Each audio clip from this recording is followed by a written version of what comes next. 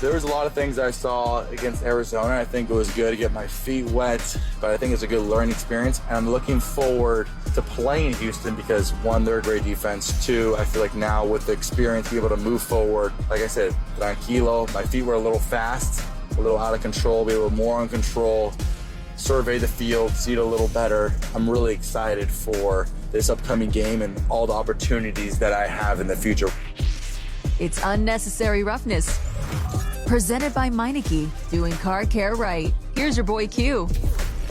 And here we go, Raider Nation. We come into the sounds of Kirk Morrison talking about joint practice, evaluations, and this is the week 4 evaluations when you're going up against another team. So any player that may not be available to get out there and put in the work is just putting themselves a little bit further behind the 8 ball. As everything continues to move forward, some get left behind if they can't go out there and participate, if they aren't up to snuff, whatever the case may be. But the train keeps on rolling and gets closer and closer to the start of the NFL season. Obviously, September 13th will be week number 1 when the Miami Dolphins head to Allegiant Stadium to take on the Raiders. So every single day they put another one in the books, they put another mark on the calendar, and they get closer and closer to the season opener. And today was the joint practice here in Houston, where we're at right now. Of course, that's being brought to you by Paul Paddock Law. We do appreciate them.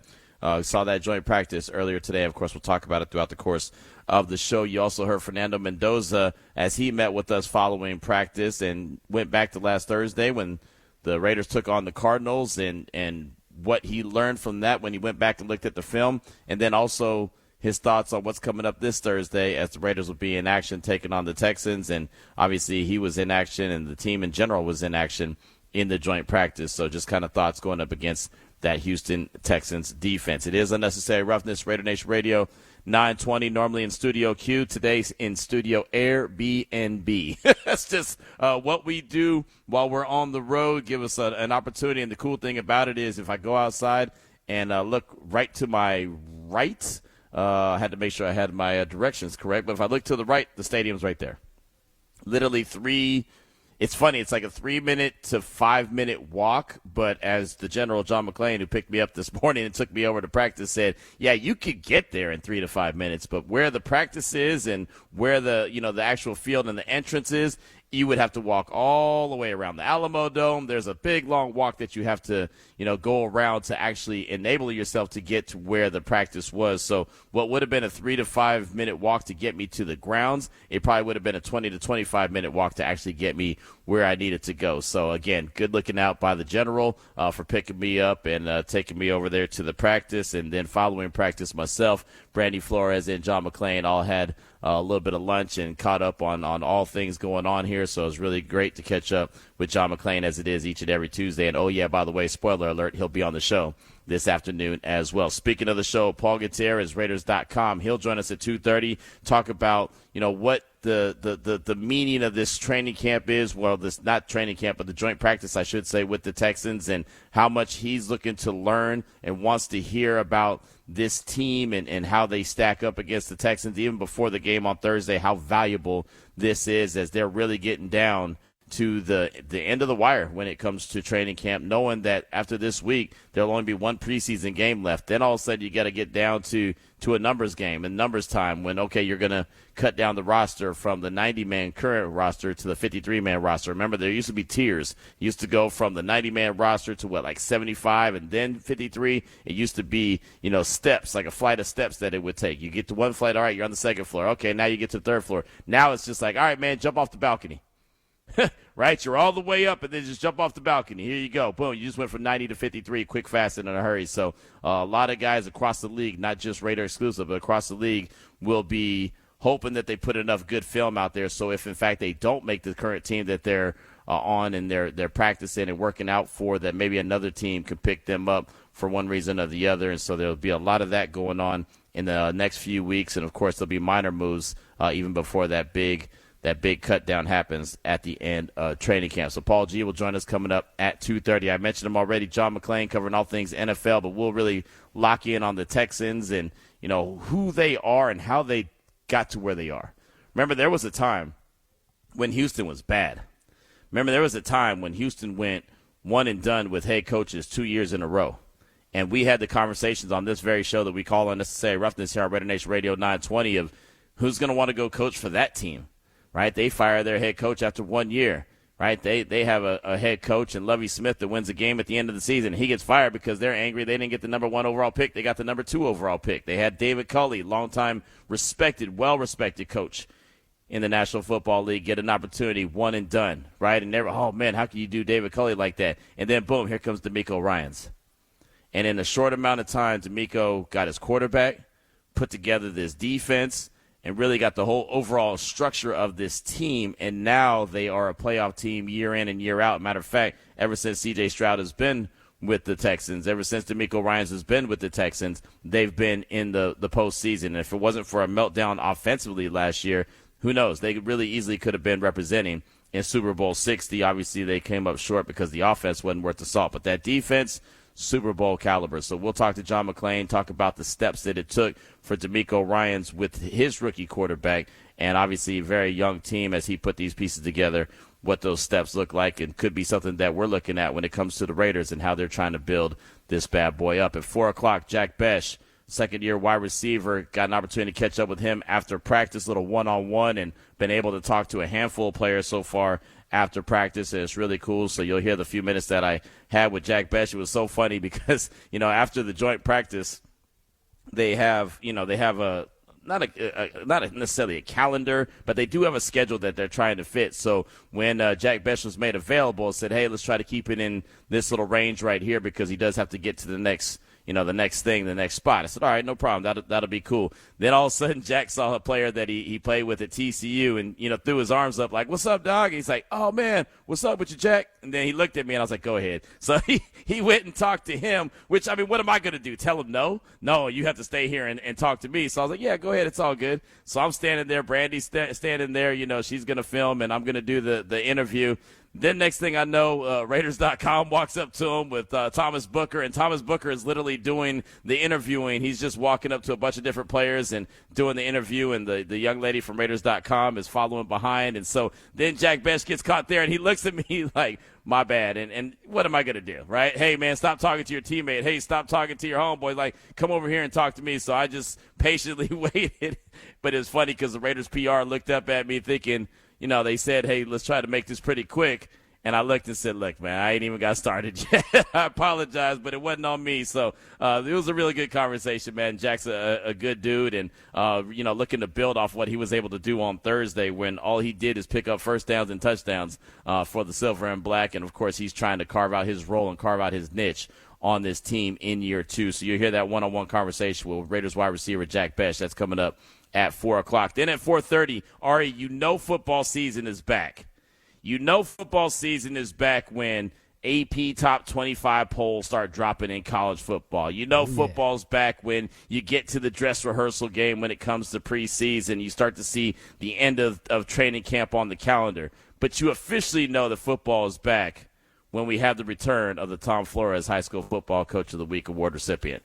Week 1 is in the books when it comes to high school football. And I know it's August, right? It's still hot outside. It's not necessarily football weather, but a big victory for Coach Calvin Collins from Churchill County High School. They had a really big victory over Bishop Manogue. And look, Churchill County is a 3A school. Bishop Manogue is a 5A school. That is a big jump in talent. Matter of fact, that victory for Churchill County had not been done since 1988. That was the last time that they had that big victory over Bishop. They had that victory last week. So for that, Churchill won, and Coach Calvin Collins won the Tom Flores High School Football Coach of the Week award for Week 1. It's something that we've been doing ever since I've been here in Las Vegas since 2021 and working here at RaiderNation Radio 920. We've been making sure that we highlight each and every week the Tom Flores High School Football Coach of the Week award recipient. Is something that means a lot to the Raiders. They're very proud of that and having that kind of tie-in with the community and being present on Friday nights, the Friday Night Lights for the games, and having some of the alumni out there shaking hands and taking pictures and just being present. Again, not just playing in the community, but being present and involved in the community and supporting high school athletics. So we've been doing it each and every year, and today is the return. We'll probably have this interview each and every Tuesday throughout the course of the high school football season. So Week 1 recipient, Coach Calvin Collins, Churchill County High School. Big victory over Bishop Manogue, and that was done on last Friday night. So you'll hear that conversation at 4:30. So as you can tell, we're locked and loaded. We got a lot to get to. We'll hear from you as well, 702-365-9200. Give you a recap of what went down in joint practice today versus the Houston Texans in preparation for preseason game number 2 coming up on Thursday at Reliance Stadium, NRG Stadium, whatever you want to call it. Literally a hop, skip, and a jump from where I'm sitting at right now. Before we get into the opening drive, we got to hear from our guy E-Rob. And yes, I understand E-Rob doesn't play for the Raiders. Yes, I understand E-Rob is part of the Steelers, but the message, it's the message. It's not the person. It's the message. Tomorrow's important. Yesterday was important. Thursday's important, but today is important. And why is that? Because every day matters. The older you get, the more you start appreciating day in and day out. Because you know I can't get that time back. I'm in the business of saying, not if I would have did this or if I would have did that. I'm in the business of now. I'm in the business of now as well, and trust and believe, I wish more people would listen to that message that E-Rob spit right there and let them know that every single day is valuable, right? You can't just throw a day away and think that, oh, don't worry about it, I'll be able to make up for it tomorrow, or it's not a big deal today, who cares? I got, every day, I got the rest of this, that, and the other. No, every single day is valuable, and that's why the E-Rob drop lives on. Let's jump into the opening drive. The opening drive of Unnecessary Roughness on RaiderNation Radio 920 AM is brought to you by Paul Padalaw. It's not about the injury, it's about the recovery. So as I want to jump into this, there was a lot to take away from, as far as I'm concerned, in the practice today, the joint practice versus the Houston Texans. And I kind of described it as, and I did a quick 10, 12-minute conversation with Vinny Bonsignore following practice. It's up on the RaiderNation Radio 920 YouTube page right now. I described it as a learning lesson of what a playoff team looks like and a team that's rebuilding looks like. The Houston Texans, 10 toes down, no doubt about it. It's very obvious, are a very well-oiled machine, especially when it comes to defense. Offense, it's not quite there yet, but they're good enough. Right? And the Raiders, they're still in the process of trying to build that up. So it was very obvious looking at the Texans defense going up against the Raiders offense that two things are not the same. Right? And this is over the course of some time, this defense being built up. It's not like DeMeco Ryans just showed up in Houston, snapped his fingers, and all of a sudden the defense was a well-oiled machine. But they are right now. I can tell you that. From the defensive line to the secondary to the linebackers, those guys through and through are solid. Really good. One of the best defenses in the league. Last year, they checked the boxes at number 1 for just about every single category. And you could have the argument that, their defense was right up there with, the Seahawks. They were just as good. Or you could look up and say, well, the Eagles' defense is really good. Or you can look up and, say another team's defense is really good, like what the Rams are expecting this year. Oh, by the way, the Raiders play all of those teams. You know what I mean? Like the Raiders play all the teams that have really tough defense, especially if you look at that schedule and you just kind of see the way that it plays out. They're going to have a big challenge ahead of them. But it also, to me, was something that was very valuable just to kind of see where you are. I think it gave Clint Kubiak and company a really good idea of where this team is, what this team has. Vinny Bonsignore said it best. You coach up what you have and you recruit what you need.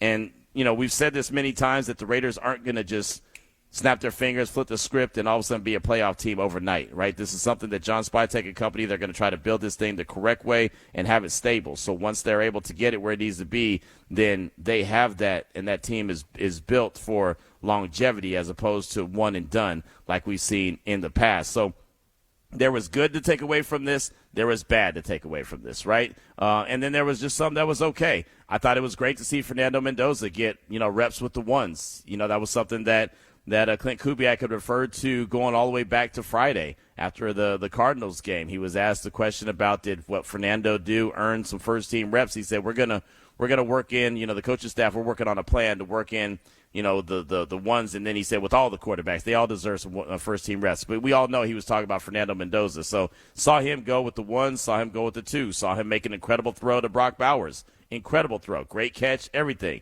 Protection was good, and, Brock Bowers just is Brock Bowers. He's fantastic. Saw him make some mistakes. Saw him throw a pick six to Jalen Petrie, right? A throw that he mentioned after practice he shouldn't have made.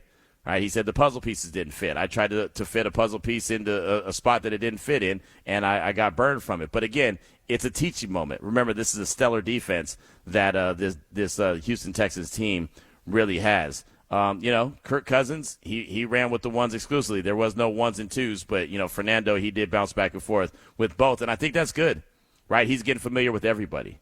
To me, that means a big deal. When you're able to get familiar with everybody, when you're able to, work with guys that are on the twos, but then jump up and work with guys that are on the ones, because at any time, who knows who could be in the game, right? I mean, just because we talking about ones and twos and talking about depth chart, that's not how real NFL games go.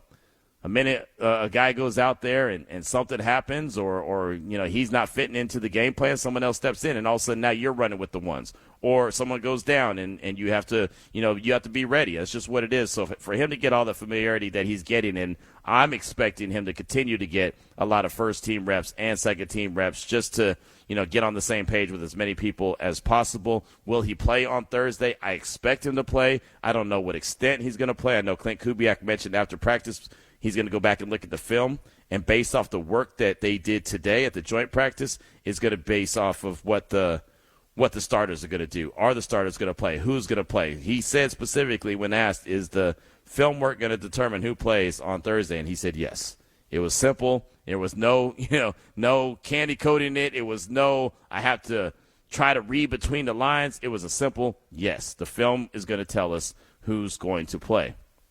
The Texans, they got a lot of pressure on the quarterbacks, right? You could see it was very uncomfortable for Kirk Cousins. It was very uncomfortable for Fernando Mendoza, Aiden O'Connell. Everyone, there was pressure coming from everywhere. But again, defensive line that just has a lot, a lot of juice. Even guys that are third team. I looked up and I was like, man, I was standing next to Jason Horowitz and I said, who was that dude who just got the pressure? Oh, that was Sheldon Rankins. Remember how long Sheldon Rankins has been in the league? Yeah, it was that dude. Right, so look, he's been in the league now 11 seasons, and he's further down on the depth chart, obviously. But when you have a guy like Sheldon Rankins that you can go to, when you have a guy like Mario Edwards Jr., remember him, old friend, guy that was drafted by the Silver and Black, yeah, he's been in the league 11 years, right? When you have some of these guys, Jadeveon Clowney, they just brought him back, right? He's also on the depth chart. There's so many guys that they have on that defensive line. It's exactly what you want to have when you're trying to build a stellar defense. You want to be able to have that rotation and fresh bodies at all times. And, they have a really good run of different dudes along that defensive line. So they were able to get pressure quite a bit. Jackson Powers Johnson was there in attendance. He was there in street clothes, so he did not participate. So he stood there and he watched and he observed. And, it's good to see that he was here in attendance, but he didn't participate. So Caleb Rogers got all the first-team reps at the right guard position. And when Clint Kubiak was asked following practice about JPJ and his availability for Thursday, he said, I wouldn't count on him playing on Thursday. So take that and do what you want to do with it. It wasn't a no, he's not playing, but it sure wasn't a I think he's going to go. It really sounded like he's not going to go. If it was listed on the injury report, it sounds like that would have been a doubtful, right, as far as I'm concerned. So, just something to pay attention to. Also, Dante Thornton Jr., a guy that we talked about quite a bit, kind of similar in the same position that JPJ has missed a lot of time, hasn't practiced very much, was out there, but he was working on the third field. He was working on the special teams field, just kind of doing, agility stuff to the side. So didn't have any pads on where everyone else was padded up. I saw him out there, and I saw him stretching. I was like, oh, okay, cool. 10's out there. That's going to be a positive. And then I looked up and said, oh, damn. 10's out there, but he ain't got no pads on. So then I realized then that, okay, he's not obviously going to go. So, again, another guy who's just losing valuable reps, valuable time. This is evaluation time, as you heard Kirk Morrison talk about at the top of the show. And guys that aren't out there don't get that same evaluation as the guys that do. The guys that you expect to play well played well, right? Again, Brock Bowers, I think Kirk Cousins did well in the red zone early on. Now he did end the practice on a way that he didn't want to end it, on a pick six when they were doing red zone drill. They were just going the other way and threw a pick six to Lassiter, and that's a well-oiled machine when it comes to the cornerback position. So there was things that you don't like to see. You don't want to see a Mendoza pick six. You don't want to see a Kirk Cousins pick six, but we saw multiples of those, right? Saw that, and in the team period, and especially down there in the red zone. You definitely don't want to make a play like that. And Mendoza was almost picked off a couple times in red zone. As I mentioned, he did throw that pick six to Jalen Petrie, who is an absolute dude. I've been talking about who the Raiders could get to be their Jalen Petrie. He's just a guy that could play up near the line of scrimmage. He's a guy that sees ball, get ball. There was a play, and Mendoza tried to get it to Ashton Genty, and it just was a bad decision. And as he said after practice, thought the safety was playing a little bit deeper than he really was, and he made a break on the ball, and it was a wrap just like that. Mike Washington, he continues to look good. Obviously, he was running with the twos, had a physical touchdown in the red zone, but there wasn't a lot of success when it came to running the ball, period. Clint Kubiak mentioned it after practice that didn't have a lot of success in the run game. They were disappointed in that, but that also goes back to the trenches. It goes back to the offensive line. That goes back to the big uglies, right? Can those guys all come together? And, like Vinny pointed out to me when we were recording the post-game recap, or post-practice recap, he said, look, they're not going to be going up against that defense every week, which is true. But that's not where you want to butter your bread, and that's not how you want to justify what you did, right? You want to be able to say, yeah, there was moments that we did really well against those guys, and there was moments that we need to clean up against those guys. And understand if you could hang with those guys, you could do a really good job just about against anybody, right? Because there's those upper echelon defenses in the league, and the Houston Texans just happen to be one of them. The Raiders offense, or defense, I should say, in general, they're okay, right? They had moments where they looked pretty good, where they were able to get some pressure. Max, of course, Max Crosby. He's going to have his moments and continue to do what he does. Quay Walker had a moment where he had an interception. He was running with the running back on a wheel route, and he gave a little flavor and a little style to the Texans fans that were there. Spiked the ball. The fans weren't too happy. He let them know about themselves. So he was out there having a little fun with a play like that. You did see Jamad McCoy running with the ones a little bit, so that I thought was a positive, right? Because you want to just continue to see him ramp up. You want to continue to see Hezekiah Masses ramp up. But my big area of concern when it came to the Raiders' defense was they gave up a lot on the ground.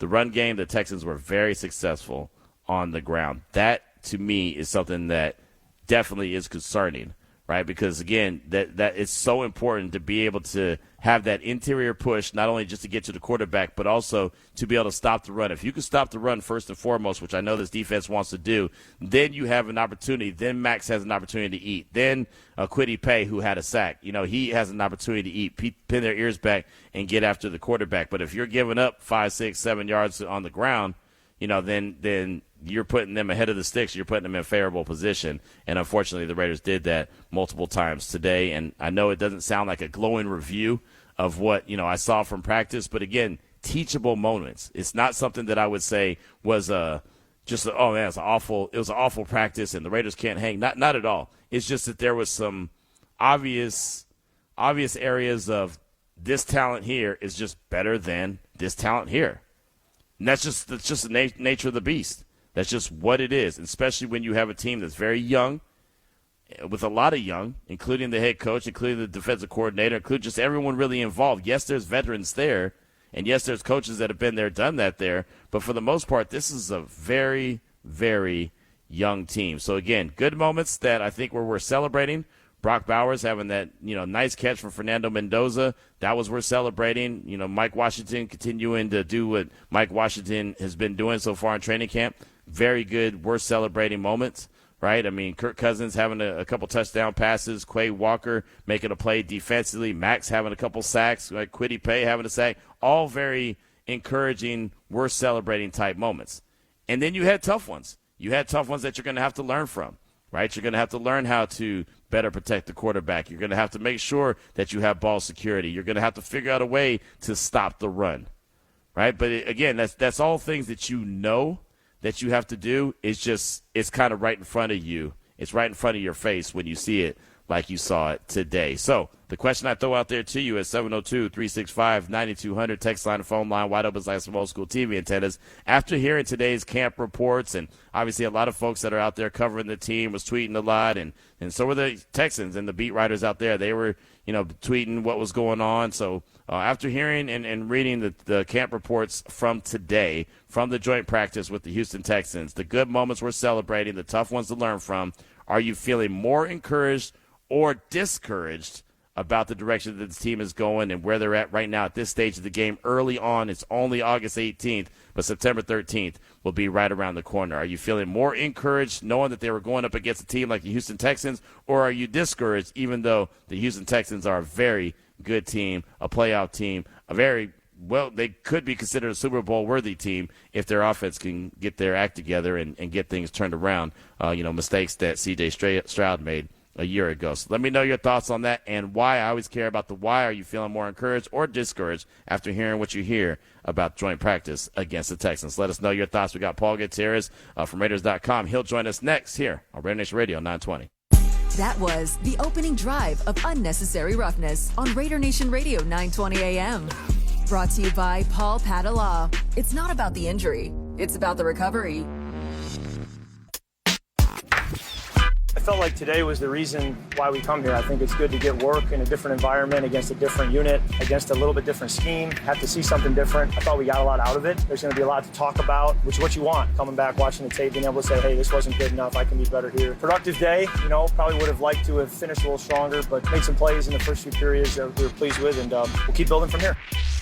Now back to Unnecessary Roughness with your boy Q. Presented by Meineke, doing car care right. Kirk Cousins talking about Mendoza, talking about the joint practice and finishing, and the way that the joint practice finished was a pick six thrown by Kirk Cousins. It was thrown to Kamari Lassiter, and Kirk Cousins did everything he could. He was 100 miles a running trying to catch Lassiter before he got to the end zone. Obviously, that was not to be, but that was not the way that the Raiders or Kirk Cousins wanted to end today's joint practice. But again, it's a practice. You're allowed to make mistakes, and then you go back, you look at the film, see what you did wrong, and build on it from there. It's Unnecessary Roughness here on RaiderNation Radio 920. More importantly, what we heard there is a classic moment, Ari, where if I was at the spot and if I was at the club and you made some transition from back to the hotel in too deep into something else, I would say, boo! Boo the DJ! What are you doing? Can't do that, man. Hey, man. That was a club fail that you had right there. Just trying to keep us on the air.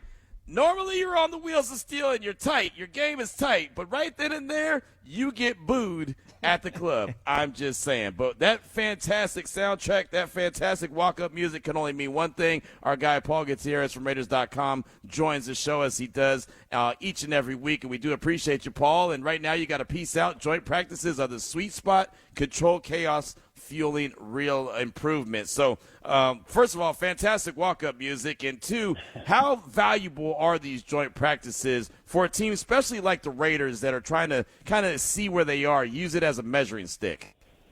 Yeah, Q, thanks for having me. And Ari, shout out. Yeah, but you're right. I would have booed and said who bumped the DJ table and tried to figure out what happened. But no, first things first. I picked that song. There's always a deeper meaning when I pick a song, right? And that one, I'm going to dedicate that one to my guy, Michael Wagaman. He was a longtime beat writer up in the Bay Area. I'm sure you read his byline. One of my better friends in journalism, and he passed away very suddenly. Actually, I know he dealt with a lot of health issues, but he seemed to be on the mend, and he passed away about a week and a half or so ago.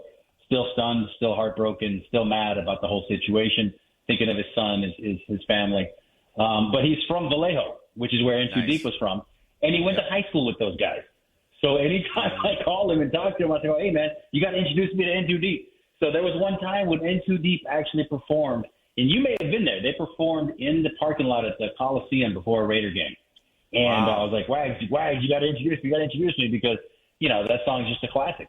And that's shout out to Wags, my guy, a lot of guys on the beat, a lot of ladies on the beat. There was nobody more real, nobody more honest. And, the guy was a Raider fan through and through when he was a kid. And the best story he ever told me was when he was 13 or 14 years old. He was actually at the Coliseum at the game when Dan Pastorini broke his leg, opening the door for Jim Plunkett to lead that team to a Super Bowl 15 victory back in 1980. So shout out to Wags. Thank you, Ari, for doing that. And I know I took a lot of time just describing that. So that's where that comes from, and wanted to give Wags his flowers, so to speak, and we'll go from there. But in terms, so.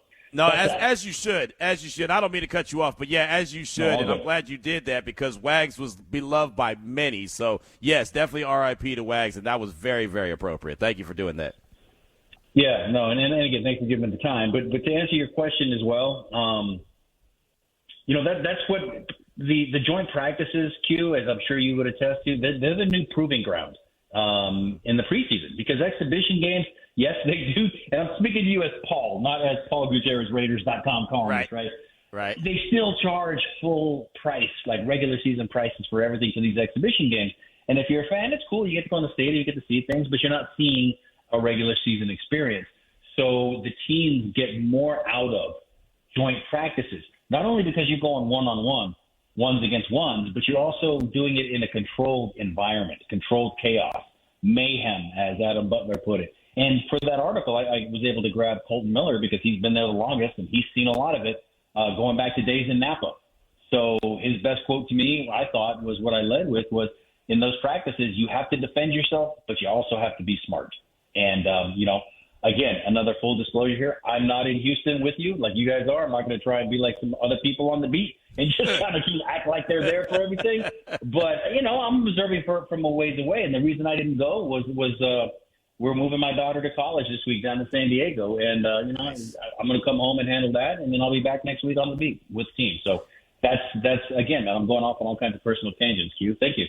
Hey, that's what we're here for, man. That's what we're here for. We're all family. It's like a family reunion each and every afternoon here on Unnecessary Roughness on RaiderNation Radio 920. We're allowed to have personal moments, and congratulations on your daughter and her success and moving her into another spot, right? Into another spot in college. That's man, good. Yeah, they grow up fast. Let's just put it like that. Yeah. They grow up really fast. And speaking of growing up fast, this Raiders offensive line needs to grow up fast, right? And going up against a team like the Texans, you know how strong their defense is. They got pressure from everywhere, right? I'm not surprised because I know that the Raiders' offensive line is still a work in progress, but how much do you think that will give valuable film to Rick Dennison to say, okay, this is where we are, and that's who we need to be able to stop and just kind of build off of that? Well, I don't think it can't get any better than that because it is that controlled chaos. It is that controlled environment. You're going up against the defense that, if you were to make some dark horse predictions right now, you could say Texans ran Super Bowl. So it's why not test yourself against the best in this situation after you've gone against your own guys forever and you're getting used to each other. And that's the thing about training camp is that when you're going against yourselves, you start to figure out your own tendencies. It's time to break out of that and go and do that. So like I mentioned, going against somebody that's really, really good and really, really different, that's only going to help you, especially in this situation. So, there's going to be fans that are going to be disappointed when they hear about a pick six here or they hear about how the Texans had an explosive play there. But where else would you rather have it happen? Because it's going to happen in the regular season. These are those teachable, learnable moments, and this is why they did it. It's kind of a strange kind of quick in and out to do it, the less than 24 hours after landing to go do it. But by all expectations and the reports that are out there, they handled themselves well. It wasn't like that great 2021 when they had to cancel the practices because of all the fights. Mm-hmm. It sounds like they got some good quality work in. And at this point, that's really all you can expect, especially for an offensive line that, it's not necessarily rebuilt because it's a lot of the same guys, but it's reimagined. And when you have Rick Dennison and you have different things and you have JPJ not able to go out there today, that's what makes this important is because, as we all know, every player that's a backup is one snap away from being thrust into a starting lineup, and you kind of go from there. No doubt about that. Paul Gutierrez, Raiders.com, is with us here at RaiderNation Radio 920. JPJ, he didn't participate. Dante Thornton, he did the work off to the side. And, by no means am I saying that, all right, well, they're not making the team. Not saying that at all. But, Paul, how valuable are these reps that they're not getting right now with their teammates? Yeah, and that's what's tough is at this time of camp, this time of the preseason, right? You need as many as you can possibly get here, especially when it's a new system, a new coaching staff. Everybody's having to prove themselves here. So if you're not able to get out there and prove it and show your wares, then you're kind of falling behind the eight ball here a little bit. And it's really tough for that situation. And you're right. It's not saying they're not going to make the team, but they're also losing out on some valuable reps, some valuable experience. And those are things that, especially at this time, as Colton Miller told me, look, it's getting close. The time's almost up for the preseason and for the regular season to start. So this really is go time.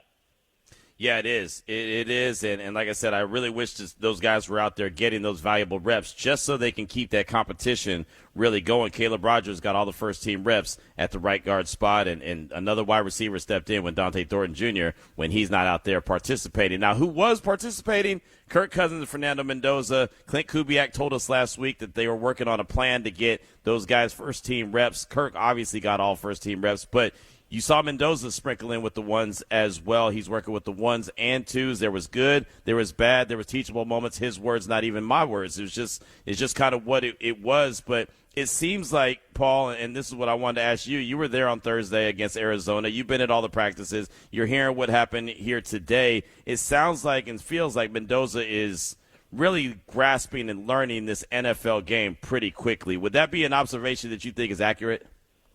Absolutely. I would actually quote him himself and say, tranquilo, very tranquil, very calm, very slow. Look, since he's been there, what I've noticed and the way I would describe it is deliberate. They've been very deliberate in his process, very deliberate in bringing him along. That's not to say that they brought him along slowly. That's not to say that they're bringing him along on baby steps. It's just very deliberate. And they have the ability to do that because of how good Kirk Cousins has looked, because of how quickly Kirk has picked up on this offense and doing things.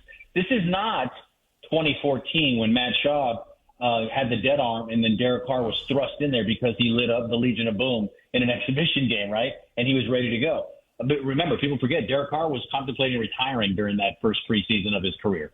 So there's a lot of things that are at play here, a lot of things that are at stake. And again, go back to a week before they even signed Kirk, a month plus before they even drafted Fernando. What was it that Clint Kubiak was saying? He was saying, look, in a perfect world, a rookie doesn't play. He sits and learns behind a veteran who's done it and this and the other. So if that's your template and you look at that from the start, everything is kind of made perfect sense.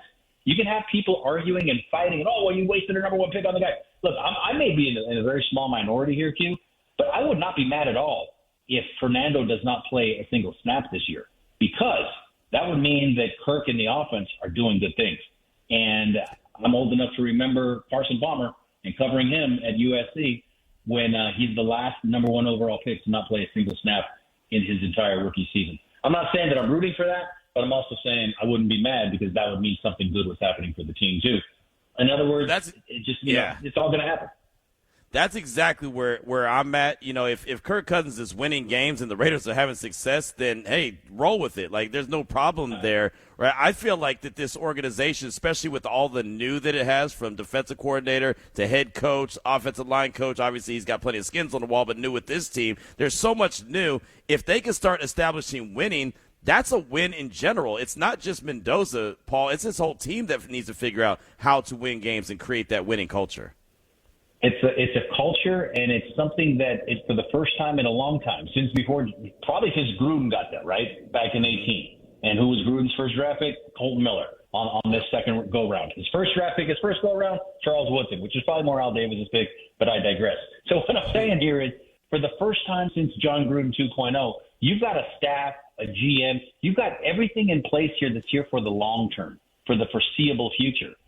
So now what are you going to do? You know, it's been a lot of years of just kind of Band-Aids here, duct tape there. Let's just have multiple visions. No, everybody is on the same page. Everybody's pulling in the same direction, whether that's the special teams coach, the offensive coordinator, the head coach, the GM, Tom Brady, Mark Davis.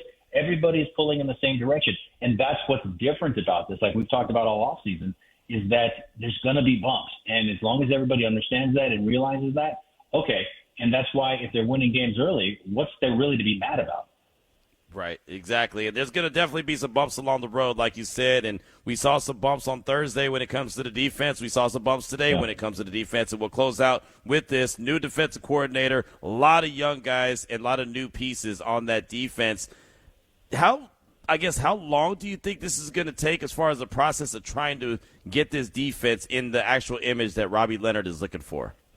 Well, as soon as they start playing real games, because that's when they can actually show what they want to do, right? Because you don't want to show your hand too much in the preseason. If you only have your first string defense out there for a series or two, you know, Max Crosby didn't play. at all against Arizona. I would assume he's not going to play at all in either of the next two exhibitions. This was it for him. And you know what you're getting from him. There's no wild card, so to speak, with him. So when does it really look real? When the games are real. And when Robbie Leonard can unleash what he truly, truly wants to do against the Dolphins. That's when it's all going to make sense. I'll tell you what, and I'm probably, I don't know if I'll get myself in trouble for this, but I love what Quay Walker with the interception right today. And I read about this. He told the Texans fans they were number one. And I don't know if that's not an old school Raider thing or not. But that's just kind of the mentality they have to have, and they have to do things. And I love what those linebackers represent. And in terms of just that heat-seeking missile ability to cover sideline to sideline, to play downhill. But, yeah, it's got to get a little more physical up front. The running game, like you were mentioning earlier, they got to be able to stop people to make teams one-dimensional. And that's, and then the flips to the offensive side, because what's a defense's best friend? Playing with a lead. And that's where it comes onto the offense as well. No doubt, no doubt. Well, we'll get a little bit more of a taste test of what it's going to look like coming up on Thursday, right where we're at right now in Houston, going up against the Texans. But like you said, it's not until it gets real, September 13th, against the Dolphins, till we get the real meal deal and find out everything that they're really doing and working on behind the scenes. Really good stuff as always, Paul. What else are you working on, my man, that we should be on the lookout for? Yeah, I just want people to take a look at the column I wrote. I know it doesn't really break down what happened today, but it breaks down why joint practices are so important today, because they truly are the real proving grounds now. And I went straight to the most tenured Raider, Colton Miller, to get his take on it. Adam Butler's been in the league for a decade now. Talked to him a little bit, and then also a younger guy in Palomau to talk about what happens in those joint practices. So that's on Raiders.com right now. But other than that, man, I'm just going to take Fernando Mendoza's advice, and I'm just going to be tranquilo from here on out.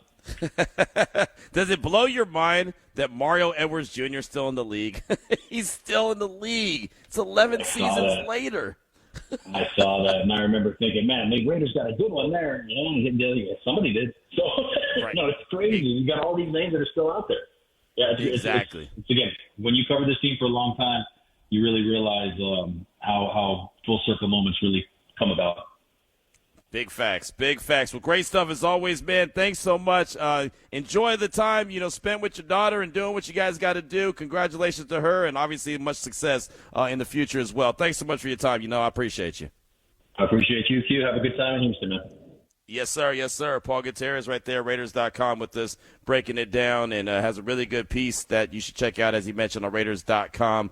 Joint practices are the sweet spot. Control chaos, fueling real improvement. I'll tell you real quick, and then we'll take a break and hear from you at 702-365-9200. There were so many cameras and so many media members in the corner of the practice where they were focusing strictly on what the Raiders offense was doing. And why is that? Not because they were paying attention to the Texans defense, that is obviously great. They were all looking at 1-5. They were all looking at 15. They were all looking at Fernando Mendoza. It was so funny standing there watching. It was me, Vinny, and Adam Hill. We were on the far side just kind of checking it out, and just to see all the cameras that were there and all the people that were paying attention to Fernando's every move just kind of lets you know exactly what it means to have the number one overall pick and a franchise quarterback like you do in Fernando Mendoza. But we do want to hear from you at 702-365-9200. We close out hour number one hearing from you after hearing today's camp reports, reading them, hearing them, whatever the case may be. The good moments, obviously those are celebrated. The tough ones you got to learn from.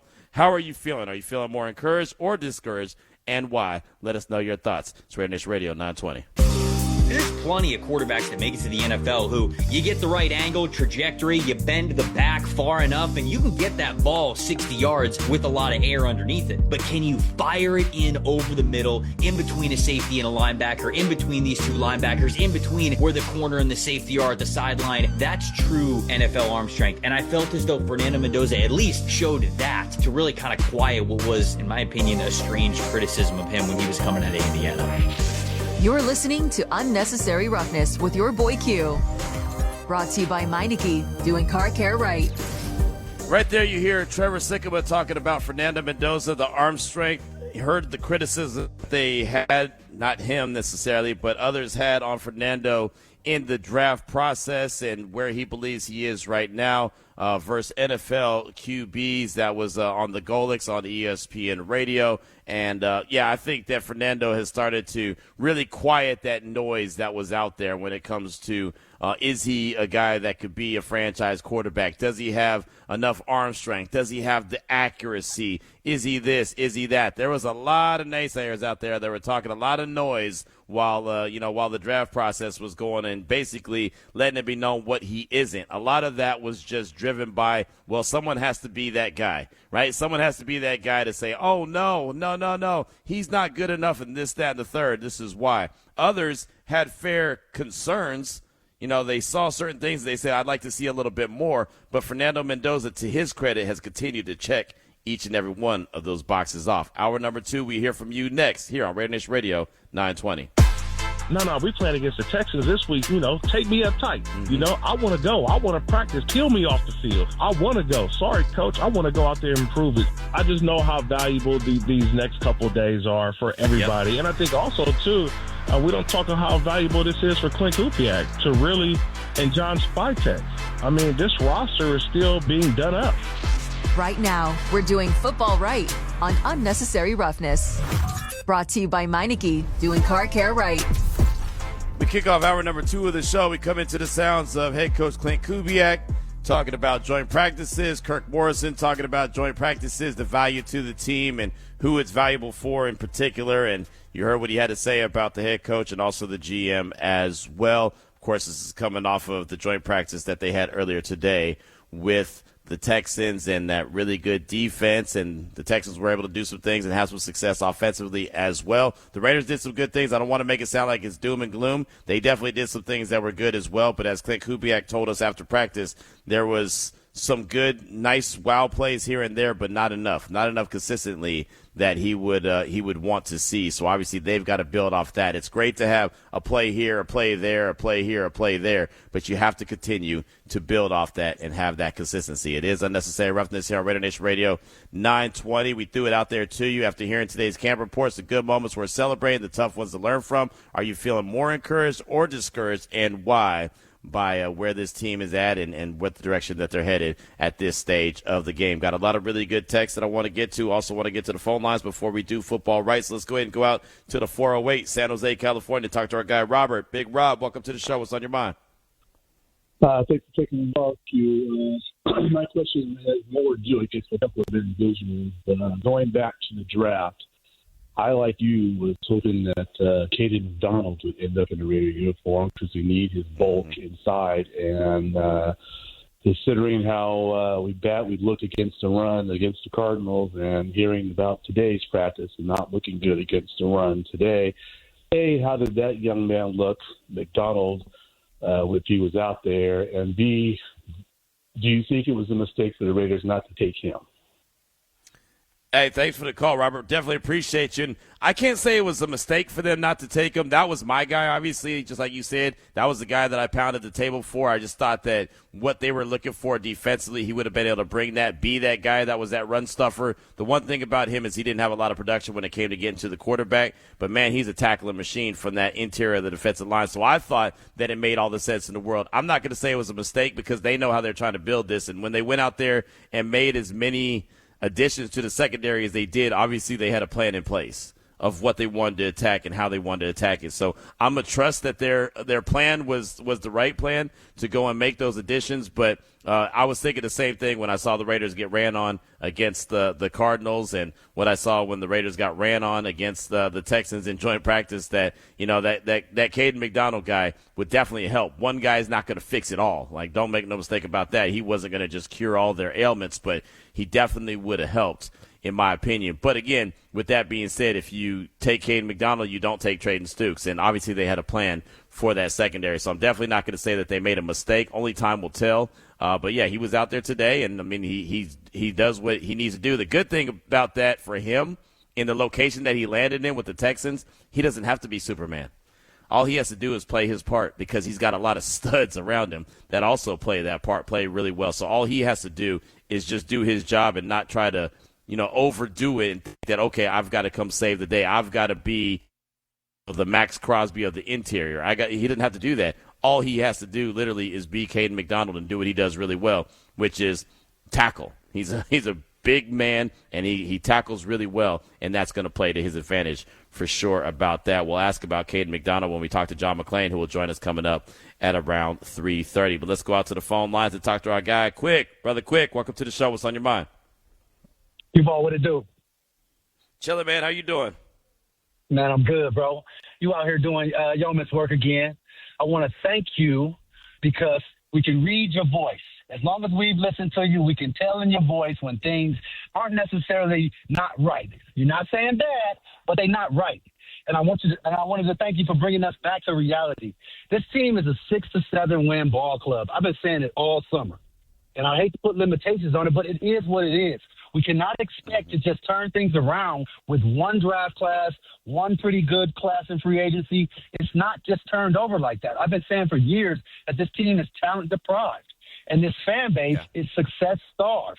So anytime we get any glimpse of hope, we want to take it to the maxes, think we can compete with the Chiefs and the Chargers of the world, when really we are a 6 to 7 win ball club, and we got to get back to reality, man. And I thank you for that. I'm at you later, Q-Ball. Peace, man. Hey, great call, man. I always appreciate you and love the way that he just, boom, gets right to the point, lets it be known. And I think that is a little bit of a reality check, right? That, hey, look, this is really where you're at. I know it's easy to say, oh, worst to first, and we've seen teams do it all the times. But, again, something that I've been talking about, I said 6 wins, 7 wins is a really good first year, and a lot of people are like, oh, you're settling. Oh, you're trying to be mediocre. Oh, why don't you want more? It's not that I don't want more. It's just what reality is right now. This team is a team that is in a transition, in a process of trying to get to another spot. And unfortunately, and this is only going to hurt the fans, is that they've been trying to do this for a while, and every time they do hit the reset button, it's another reset. It's literally you're in the third quarter of Madden on whatever, PlayStation 5, and then all of a sudden you get down 21-0. You're like, all right, boom, hit reset, let's start over. All right, well, the game starts over again. That's what they're continuing to do. And that's why John Spytek has said this is not going to be an overnight thing. This is going to be something we're going to build correctly. They finally have committed to, we're going to basically tear this bad boy down, and they're going to build it in the image of what they think this team needs to look like. Yes, they have some good pieces that they brought in free agency. Tyler Linderbaum is a big addition. Quay Walker is a big addition. Nakobe Dean is a big addition. These guys are also on 3-year deals, and they're still young, right? And so you can see what they're going for. It's I think Quick said it perfectly. It's a reality check right now at where this team is at this stage of the game, and something to build on. All right, this is where we want to get to. This is the steps that it's going to take. Let's go out to Sacramento, talk to our guy, Raider Greg. Raider Greg, welcome to the show. What's on your mind? Thanks, Q, for taking my call. Got better reception out on the back rows today. How you doing? I'm good, man. How are you doing? Doing real good, man. First, I want to go with the guy, what he just said about I don't think any real Raider fans in their right mind thought that this team was better than 5 to 8 wins. I mean, we've been saying it all season. I mean, anybody that, if you watch the NFL, if you can double your wins, that's a successful season. We had 3 wins last year. So I think sometimes I think that whether it's media, big media, or people tend to attach to the extremists on both sides of the thing. But I think I more listen to the calm, cool heads where, I think if you're just being realistic to trends and how football goes, if you could double your wins, that's extreme success, no matter how many wins you had the year before. So 5 to 8 wins is kind of, I think, something that just makes sense. So I try not to – I understand what the previous caller was saying. I agree, but for me, and I believe the majority of the Raider fans I talk to are in the same group of, I don't think anybody thought that this was a playoff team. You can just – unless you're being the root, of the word fan, being a fanatic, okay, yeah, you're going to have that, right? You have those outliers, and, hey, more power to them because we need those too to be rooting on the team. But, anybody can see, this team is a couple years, 2 to 3, I believe 2 to 3 years away for really more, I think 3 to really competing to be a team to be in the playoffs. Secondly, for me, listening, I feel exactly what my boy Fernando said, tranquilo, which is calm. I feel calm all the way around because I believe in what this coaching staff and John Spytek is building. I believe when they said that this is a slow build and we got a lot of work to do. I mean, you could just listen to what Clint says. One thing about it, Clint's going to tell it how it is. And Clint is never satisfied. Like he said, okay, we might have had one or two good plays, but what is that? We need to have more of those consistently. So I feel calm from what I'm hearing from you guys because the Texans are a team that could be considered to be a Super Bowl team, right? They got to be in the short list for a team that could go to the Super Bowl. So for me, I expected us to struggle. I just want to see the offensive line and the defensive line and the team continue to build consistency. The sadder part, or the part that's disappointing, is JPJ being out again, right? Because like Lincoln says, you can't make the club for the tub. So it's just, I mean, since he's been here, those injuries have lingered. So I think for him personally, that's bad for him. I'm happy for Charles Grant because he's a young guy and I think he's going to do his thing, but I don't feel any worry over the reports of where the team is because it's a team that's much better than what the Raiders are. And that's a good thing. Maybe it's something that they can learn, they can grow, good film that they can get. But I did want to ask you one thing, Q, since you're out there. I haven't heard much of it. Even when I watched the interview yesterday, him speaking, he seemed a little, I don't want to say down, but I kind of try to read body language. What's going on with Isaiah Palomino? Because, me and you, we liked Isaiah Palomino, liked when he came out. Mm-hmm. Obviously, he comes from the good background and the roots.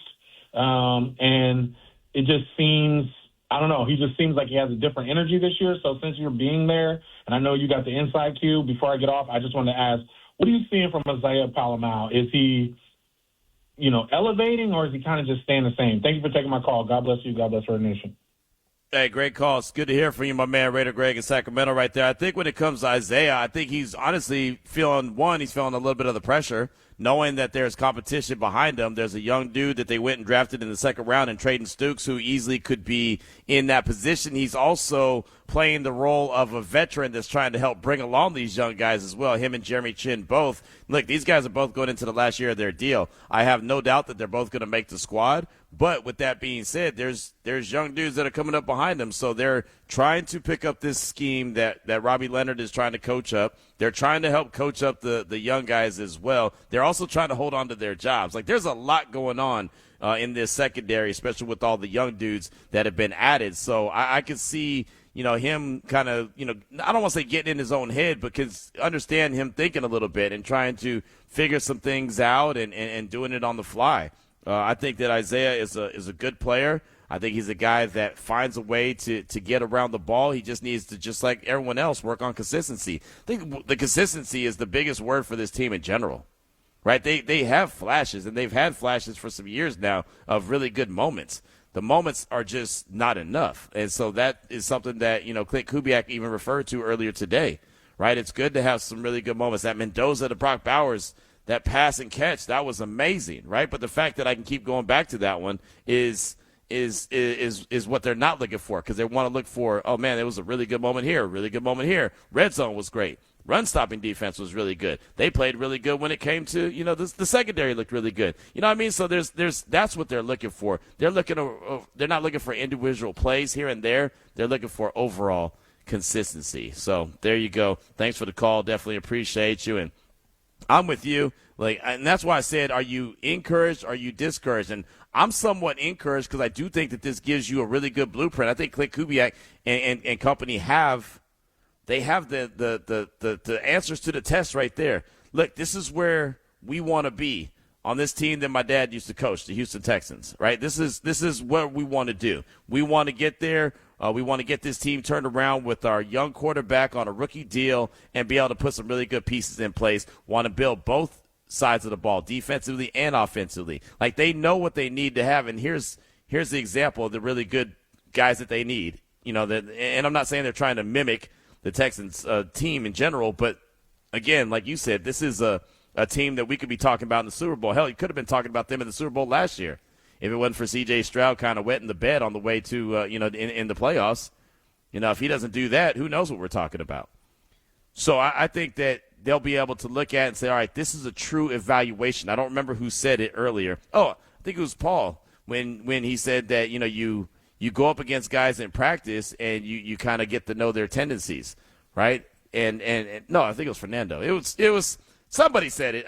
Look, I've talked to so many people today and listened to so many people today, but it was said today that you go up against your own guys and you learn their tendencies and you learn how to defeat them. When you go up against someone else, especially in like a joint practice type setting like this, it's more difficult, right? And then you start to really understand. As much as I talked about how good the secondary had been in training camp, how they were sticky in coverage, what was the one thing I kept going back to? Is that the secondary is really good, or is that the wide receivers aren't getting separation? Or is it a combination of the two? Well, then you go and see play the Arizona Cardinals. All right, that's one preseason game. Then you see them have a joint practice against the Texans. Okay, now you're starting to understand who these guys are against someone else. That I think is so valuable, and exactly why they did this. And they didn't just have a joint practice against some scrubs. They had joint practice against the Houston Texans, who are a really good team. Central Coast Raiders says, Senor Q, good afternoon. Let's be realistic. It sounds like the Raiders are right on schedule. We knew they are building this thing, so the fact that they didn't get mollywopped is encouraging. They're right where they expected. Go Raiders, and Central Coast Raiders, and I'm good with that. Chris hit us up and said Mendoza said it. Thanks, Chris. Appreciate that. You're the man. I'm telling you, I knew it was somebody. Right? It was said, Ari.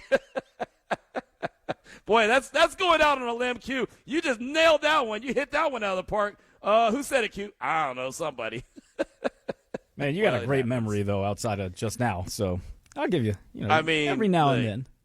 Nah, hey, look, I know the things that happen. It's just sometimes you don't remember exactly who said it, where they said it, who it was. But I mean, it's just one of those things, man. Those certain things stand out to me, and so what Mendoza had to say definitely stood out to me. I just couldn't remember who said it. So thank you so much, Chris, for that. I do appreciate you.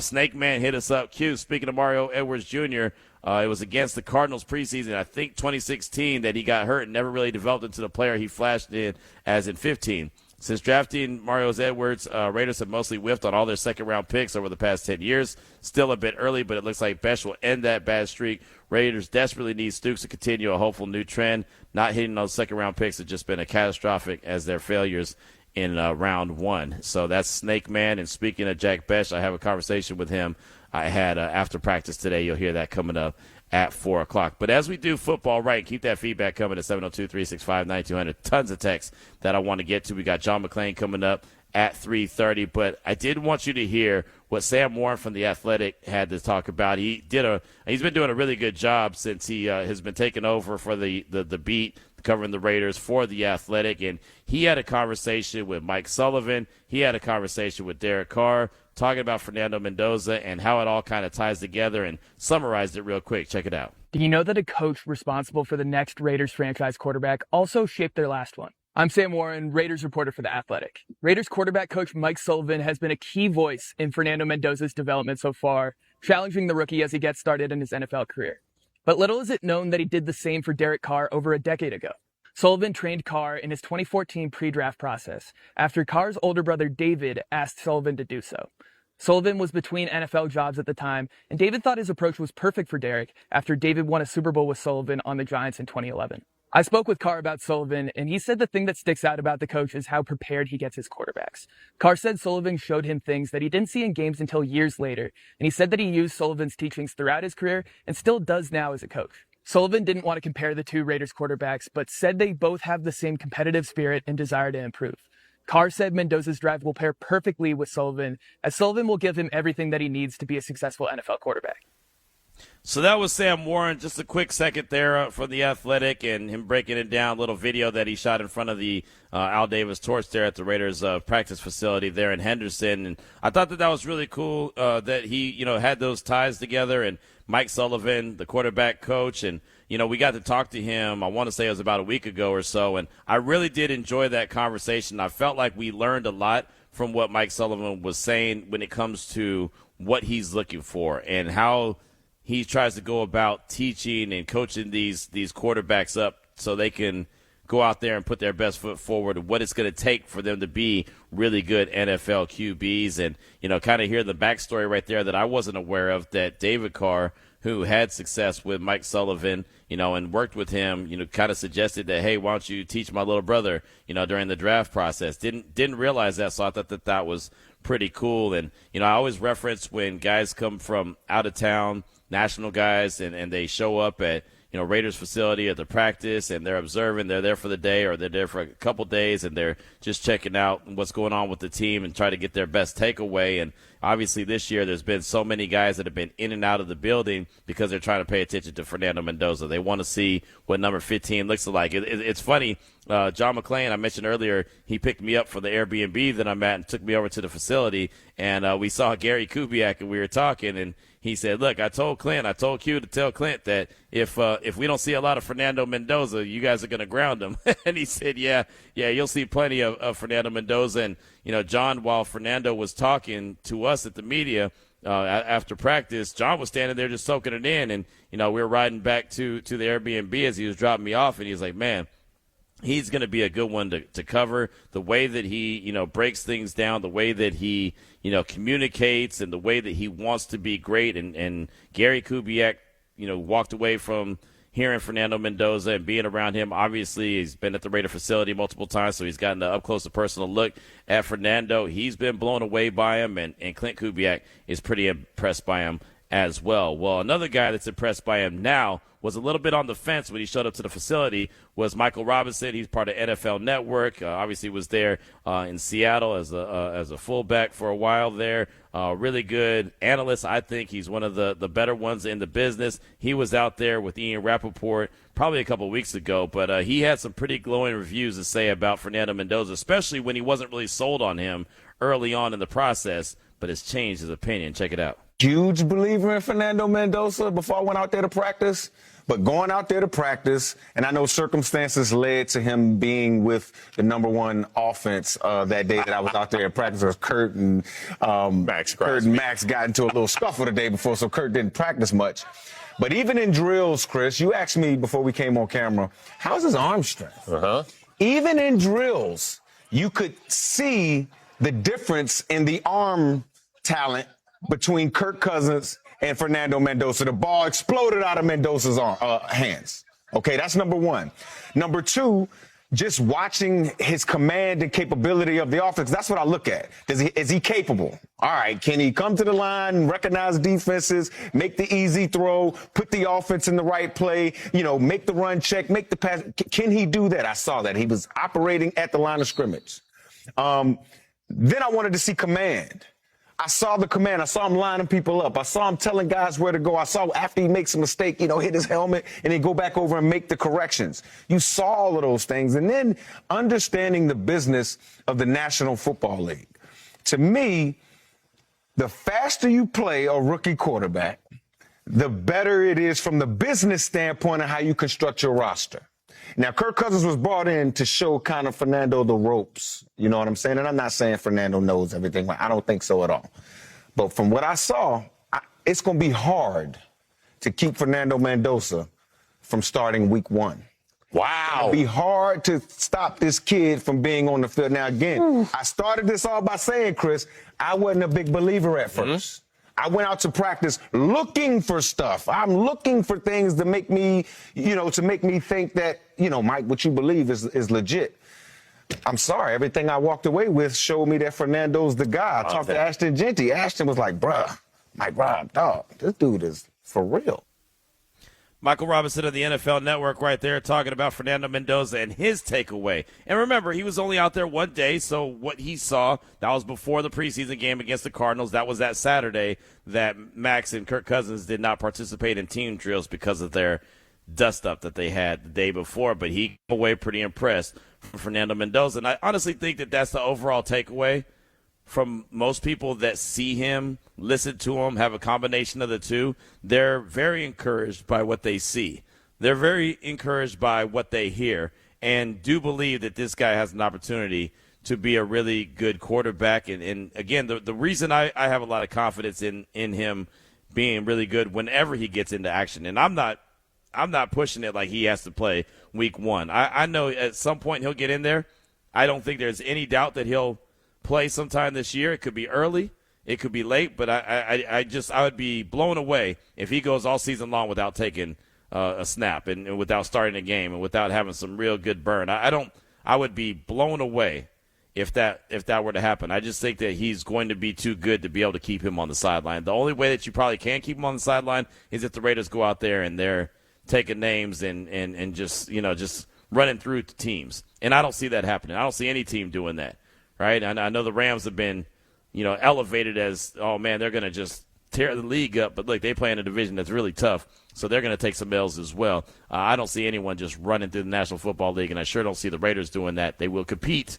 They're not going to be an easy out, in my opinion, but there's no way I see, Kirk Cousins just running the table and playing all year long and Fernando Mendoza not getting any action. So sooner rather than later, I'm sure that, he'll be out there, and when he is, then everyone will get an opportunity to see him. But once he hits the field, it's going to be the Fernando Mendoza time. That is for sure. We got one text real quick from Poncho P, and then we'll get to John McClain. The defense is very worrisome. They struggled to stop the run last game, and we face a lot of run-heavy teams this year. Not being able to stop it only opens up the passing game, and we know how ugly that can get when that happens. I'm concerned, but I won't jump to conclusions. Let's hope the offense can keep us in games. Yeah, they got to figure out a way for sure to shore up that run defense, and I know that that's something that they're going to be working on. As Paul G mentioned earlier when he joined us in the first hour of the show, the defense will be, look more real. Obviously, week 1 is not something that, they're going to go out there and get real exotic and show a lot of different actual scheme at this stage of the game. They're not going to put that film out there. That is for sure. So keep that feedback coming at 702-365-9200. That is the text line. That's the phone line. That's also the number you're going to need because Ari has winning right now. What do you have? I have a pair of tickets to see the home opener for the UNLV football Rebels versus the Memphis. That's coming up at Allegiant Stadium, 8/29, August 29th. I have tickets right now for you, a pair, 702-365-9200. Caller 9 must be a Nevada resident. Boom, there it is right there. Ari's going to send you to the football game, and we're going to hear from the general. We're going to do that next. John McClain joins the show. We're live here in Houston, a hop, skip, and a jump away from NRG Stadium. It's RaiderNation Radio 920.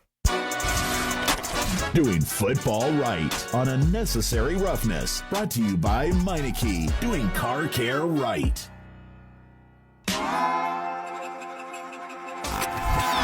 The thing about Crosby is he stays after. He's not just going to, go one rush and just stop. Like, he has great effort. He plays great effort, so you have to strain, you have to finish at the tackle position, and our tackles did a good job today.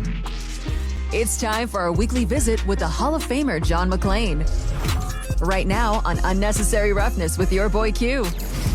We come into the sounds of Will Anderson Jr. talking about Max Crosby and what he means to the Raiders team and just kind of what kind of presence he provides. And obviously D'Amico Ryans as well, talking about Max Crosby and the job that the tackles did in today's joint practice with the Houston Texans. It is Unnecessary Roughness here on RaiderNation Radio 920. John McClain does join us now on the phone lines. And, John, thanks so much for your time. Appreciate you. It's great catching up with you earlier today. And, the thing is, and you mentioned it after practice, is that you've never seen a season go by and a team say, well, you know what, that joint practice is the reason why they went to the Super Bowl, or the way that they didn't do well in that joint practice is the reason why they were a bad team. But for teams that are going up against each other in these joint practices, especially a team like the Texans who have a Super Bowl caliber defense, going up against a Raiders team that's still trying to see who they are and find their identity, how valuable are these type of practices? Well, coaches love joint practices, and we're going to go to 18 regular season games and 2 preseason games, and they'll add another joint practice or 2. Most coaches like to have 2, and I think you'll see 3 then.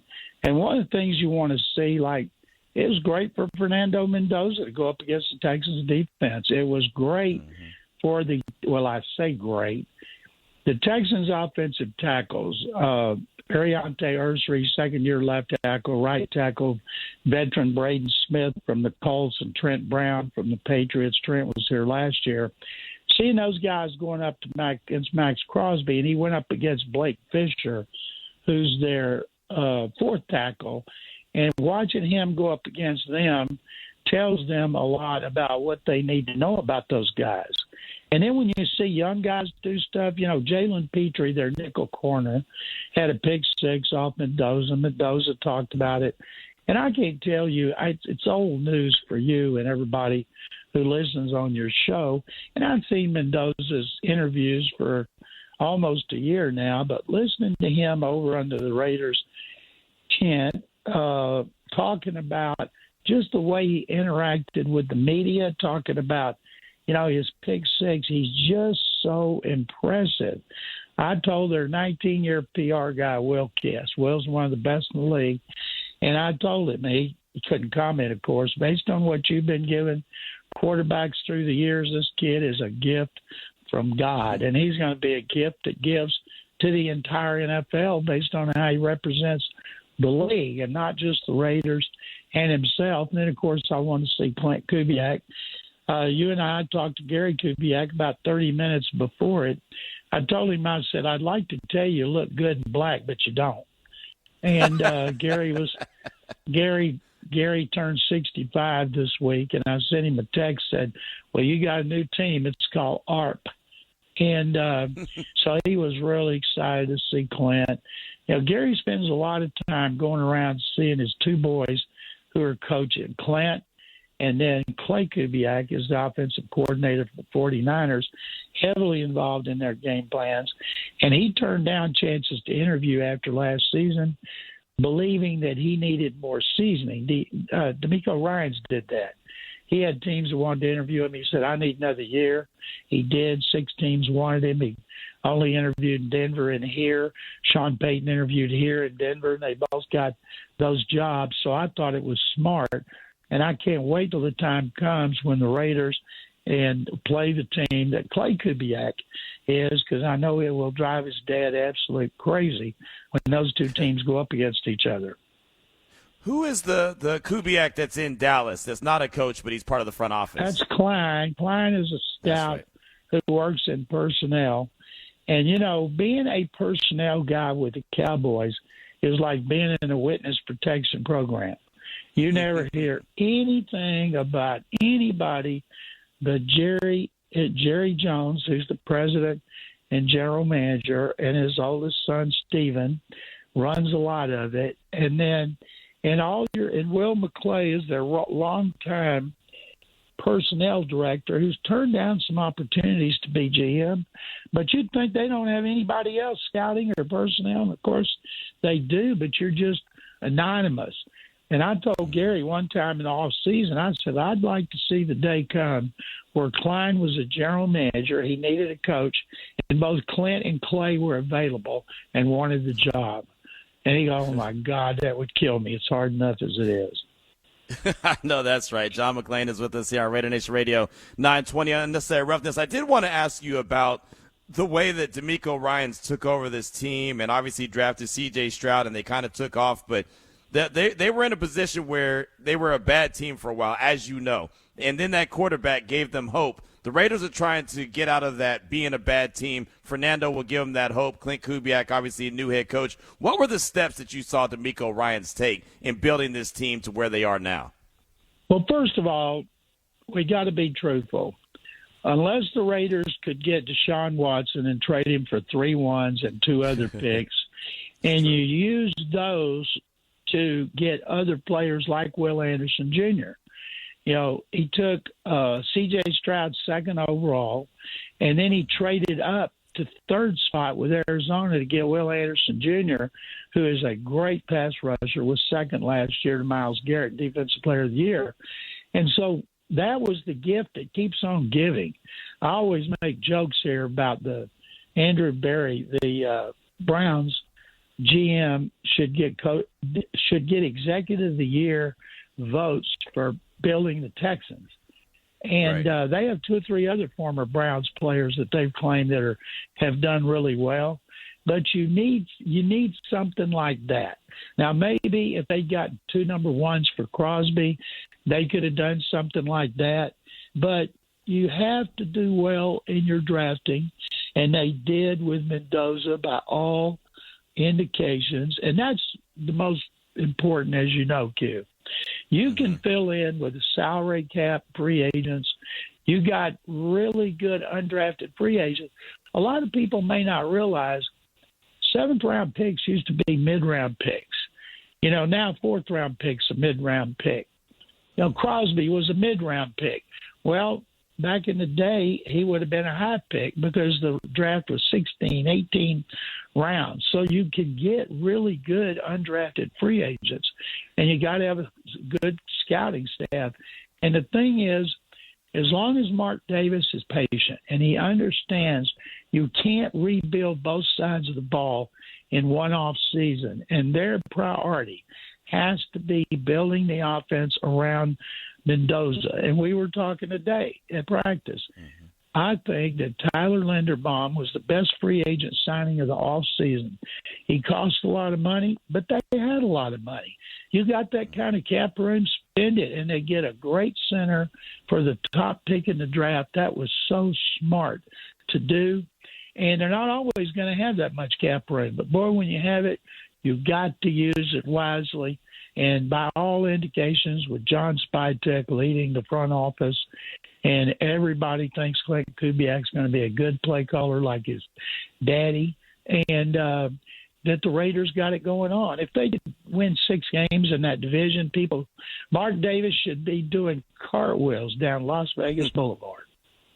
We were talking earlier today to Rick Dennison, and I talked about how, him being a experienced offensive line coach obviously knows what he's going to do, and having Tyler Linderbaum there at the center, how much do you think that will help to kind of put this offensive line together and make it a lot better than it was a season ago?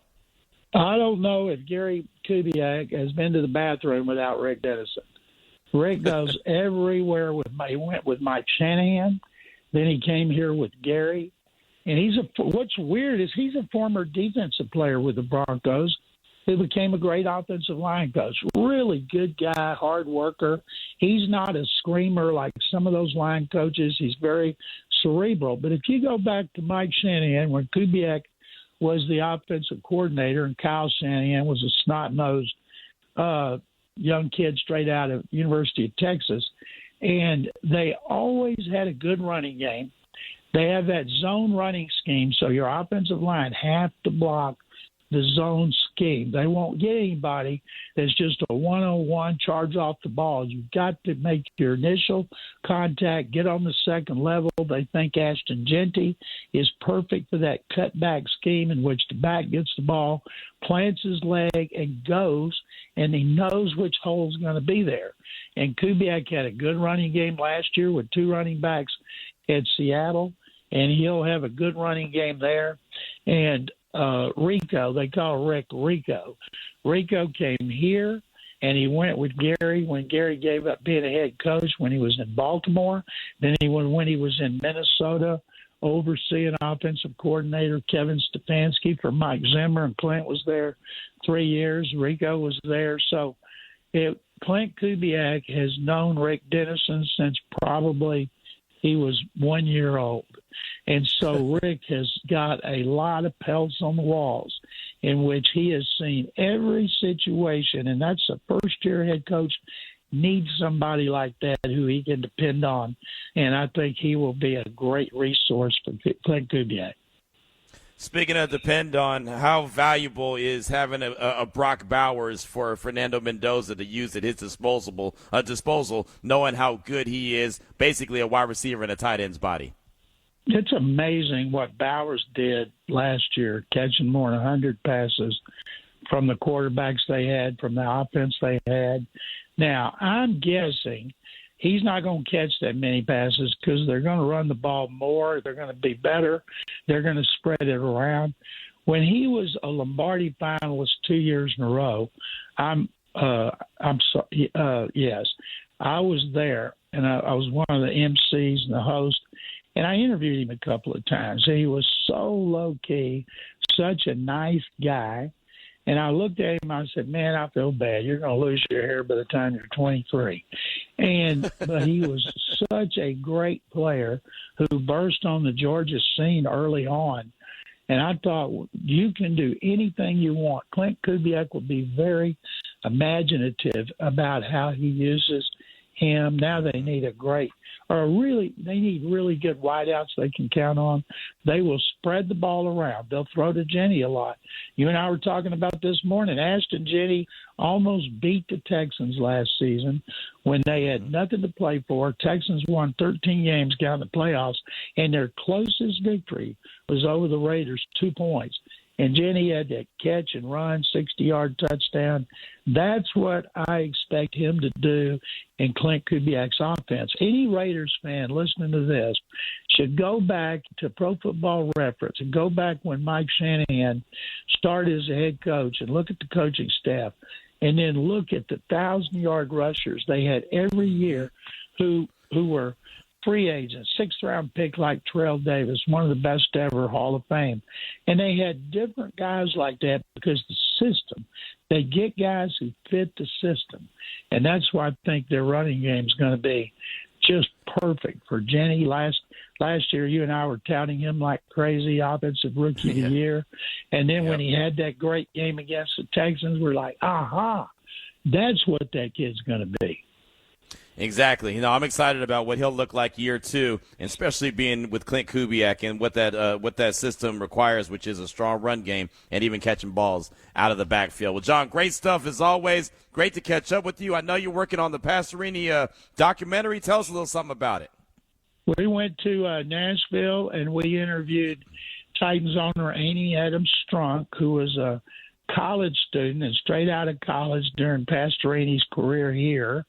And she was great. We interviewed former Raider safety Mike Reinfeldt, who was there in 76 as an undrafted free agent, got cut, claimed by the Oilers, played 9 years, led the NFL in interceptions, and as soon as his career ended, Al Davis hired him to come back and negotiate contracts because Mike had gotten a master's in finance here while he was with the Oilers, and he stayed there. And he lives in Nashville because he was a Titans GM. He was great.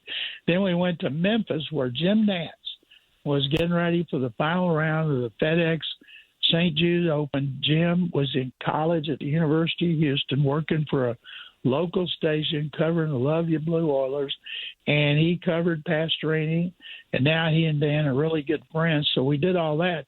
And tomorrow, while you're working, doing 2 talk shows, I'll be in College Station, home of the Texas A&M Aggies. We're showing our documentary, the PVIL story, Separate But Equal, at the George Bush Library. Nice. Great stuff as always. Great catching up with you today. And, of course, I'll be catching up with you more while I'm in your city, man. Thanks so much for your time. Always appreciate you. Sounds great. I will see you on Thursday. Absolutely. The great John McClain right there, the general with us here on RaiderNation Radio 920. And, yeah, it's great to be in his city. Saw him, hung out with him earlier today, picked me up from where I'm at right now, dropped me back off where I'm at right now, and we'll definitely catch up with him on Thursday. Raiders and Texans preseason action, game number 2. Coming up next, we hear from you at 702-365-9200. Text, calls. It's RaiderNation Radio 920. Yeah, well, we didn't expect to be dominated. I think our guys have a high standard, and you expect to win every rep. You expect to be a great team. You expect to compete. So that's the kind of guys we have in our locker room. So, and I think we could have even competed better. So we got lots to improve on. You're listening to Unnecessary Roughness with your boy Q. Brought to you by Meineke, doing car care right. That's the calm, cool, collective sounds of head coach Clint Kubiak, and that's what I take away from this joint practice. You can hear it in his voice. No, he wasn't thrilled with what he saw.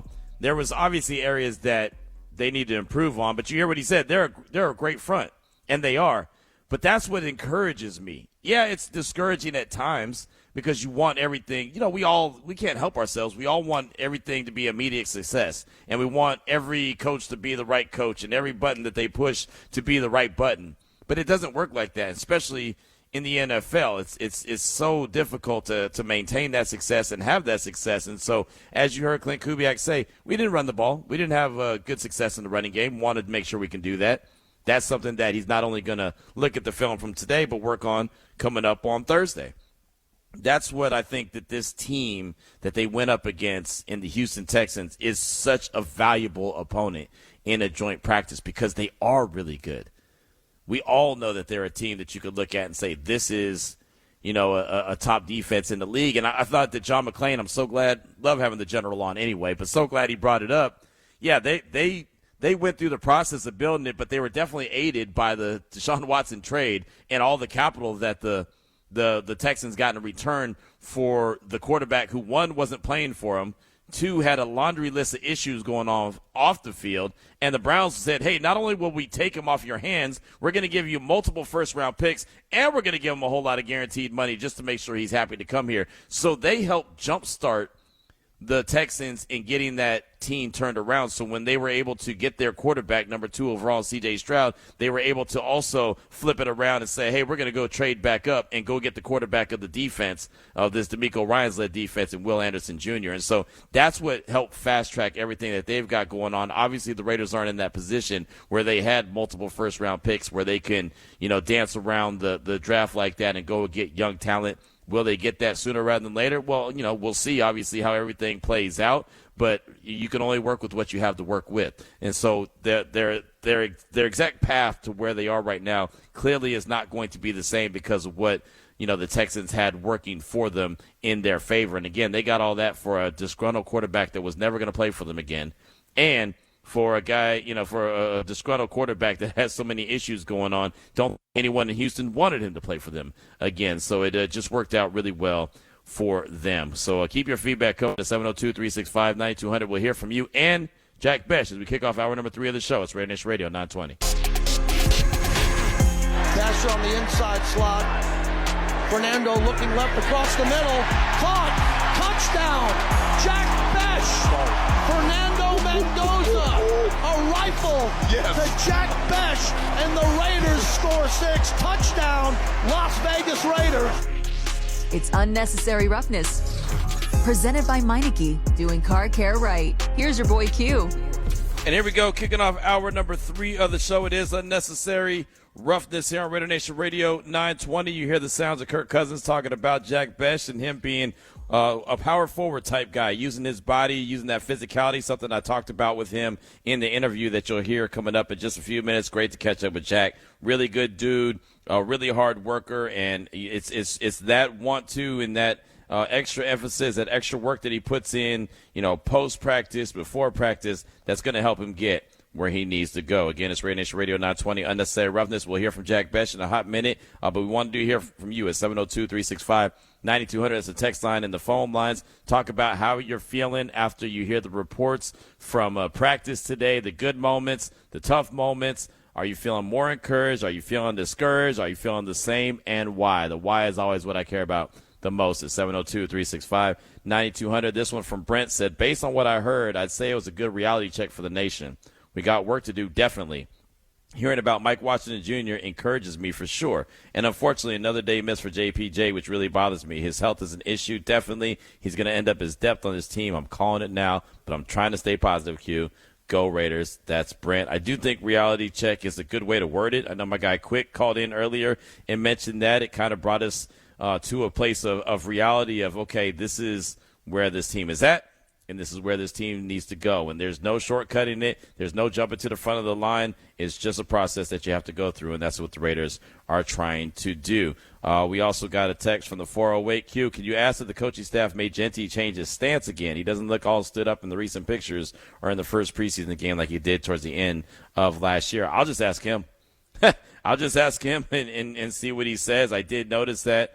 And so I was wondering, and I've seen him a couple times, and it just didn't dawn on me when I saw him. So there's that. But yeah, that's interesting to see if maybe the coaches encouraged that, if he got more comfortable in that stance or whatever the case may be. Like Genty's a running back. He's a hell of a running back, and I think that he's in line for a really big season as long as that offensive line can do what they need to do. So thanks so much for that. Appreciate you. Let's see. Got Mike in the 559. He said, Q, as a Raider fan, I wanted this team to go 16-0 and run the playoffs because his team and fans deserve after going through so much for so long. Like the saying is, when the Raiders are better, the NFL is better. But as an NFL fan, this team is going to go through a lot of soul finding the first half of the year because the first 4 games are very are every team's extension of the preseason. We'll see what this team really is and what they truly can be and build off the last half of the season. P.S. I moved from Cali to Vegas, LOL. Appreciate that. And, yeah, that first 4 games of the season is one of those where you don't know what you're going to get. Let's put it like that. Because, again, like you said, it's really extension of a lot of teams' preseason. Sometimes you can steal a game. Sometimes you can get embarrassed in the game. You just kind of really don't know, especially when it comes to tackling. A lot of times that's when you're seeing these teams really starting to round into form when it comes to not having so many missed tackles in a game. And, of course, the first 4 for the Raiders, you've got the Dolphins at the house, you've got the Chargers, you've got the Saints, and then you've got the Chiefs, right? And so those are not going to be easy games. I know a lot of people are saying, assuming, oh, man, they're going to be 2-2 or maybe even 3-1. Every single week out is going to be tough. Miami's expected to be good, especially defensively. The Chargers are expected to be really good. We know that. We hear the praises every year, whether they come true or not. The Saints are supposed to be a team that's better than what they were. They finished off the season pretty strong last year. Still had, 7 wins under their belt for Kellen Moore and company. So they're expected to be better than the Chiefs are the Chiefs. And we'll see what version. I think that, to your point about the first 4 games, that's going to tell the most probably for that team, the Chiefs. Who are they going to be? Is Patrick Mahomes going to be Patrick Mahomes again at that stage of the game, or is he still rounded into form? So that's, if that first 4 games and that kind of being the preseason, extended version of the preseason, didn't stand for any team and represent any team, it represents those Kansas City Chiefs. That's for damn sure. Thanks so much for that text. I do appreciate you. Let's go out to the phone lines. Let's go out to Portland. Talk to our guy, Raider Tristan. Raider Tristan, welcome to the show. What's on your mind? Hey, how you doing, Q? Good. How are you? Just living the dream, man. I just got off of work, and I get to enjoy the hot Portland sun. So nice. So just oh man, completely Portland optimistic sun. of how there he this is. week. Go ahead. We How lost this you for a week second. is going to go. Oh, can you hear me now? Yeah, I got you now. Okay, cool. So, yeah, the week with the Texans, even though after the reports coming out from this week in practice, I'm extremely optimistic about this game with the Texans. I mean, coming off of last year, they were the number 1 defense in the league, but showing what our offense did against the Texans, we scored 21 points on them. And we had a very blasphemous defense. It was something to be laughing at in general. And this new system that Clint Kubiak has put in with our offense, I feel like we are going to be extremely competitive against the Texans defense. And I really hope that JPJ is completely okay. I hope he comes back. I do feel like he could be the right fit for the right guard spot. But you know what? Time will tell. It's exactly like you said. The best ability is availability. I 100% agree with that. I've been telling that to my friends over here. But I think we have a shot to be competitive against the Texans just based on the progress that we've made throughout this week's practice. Cool.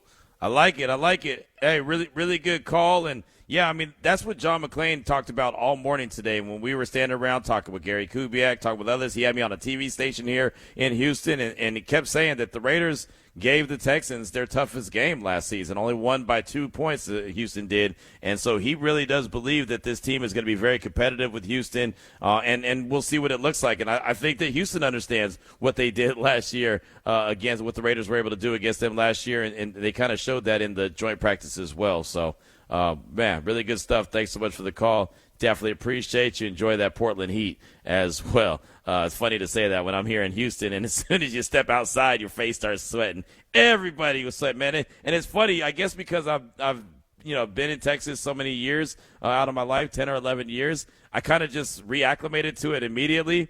Everyone was talking about the heat, and I was like, it ain't no big deal. It is what it is. And John's like, this ain't even the worst day. I was like, nah, it's really not. This isn't too bad. But, man, seeing so many people out there, just sweat immediately. I mean, it was their face was just dripping wet out there at practice. Just, again, from guys that haven't been out here very long. But I guess it didn't take long for me to get reacclimated back to this Texas weather. Maybe Texas is my future, all right? Maybe it's not Hawaii after all. Maybe I'm just a Texas guy. I'm kidding. I'm joking. I doubt that.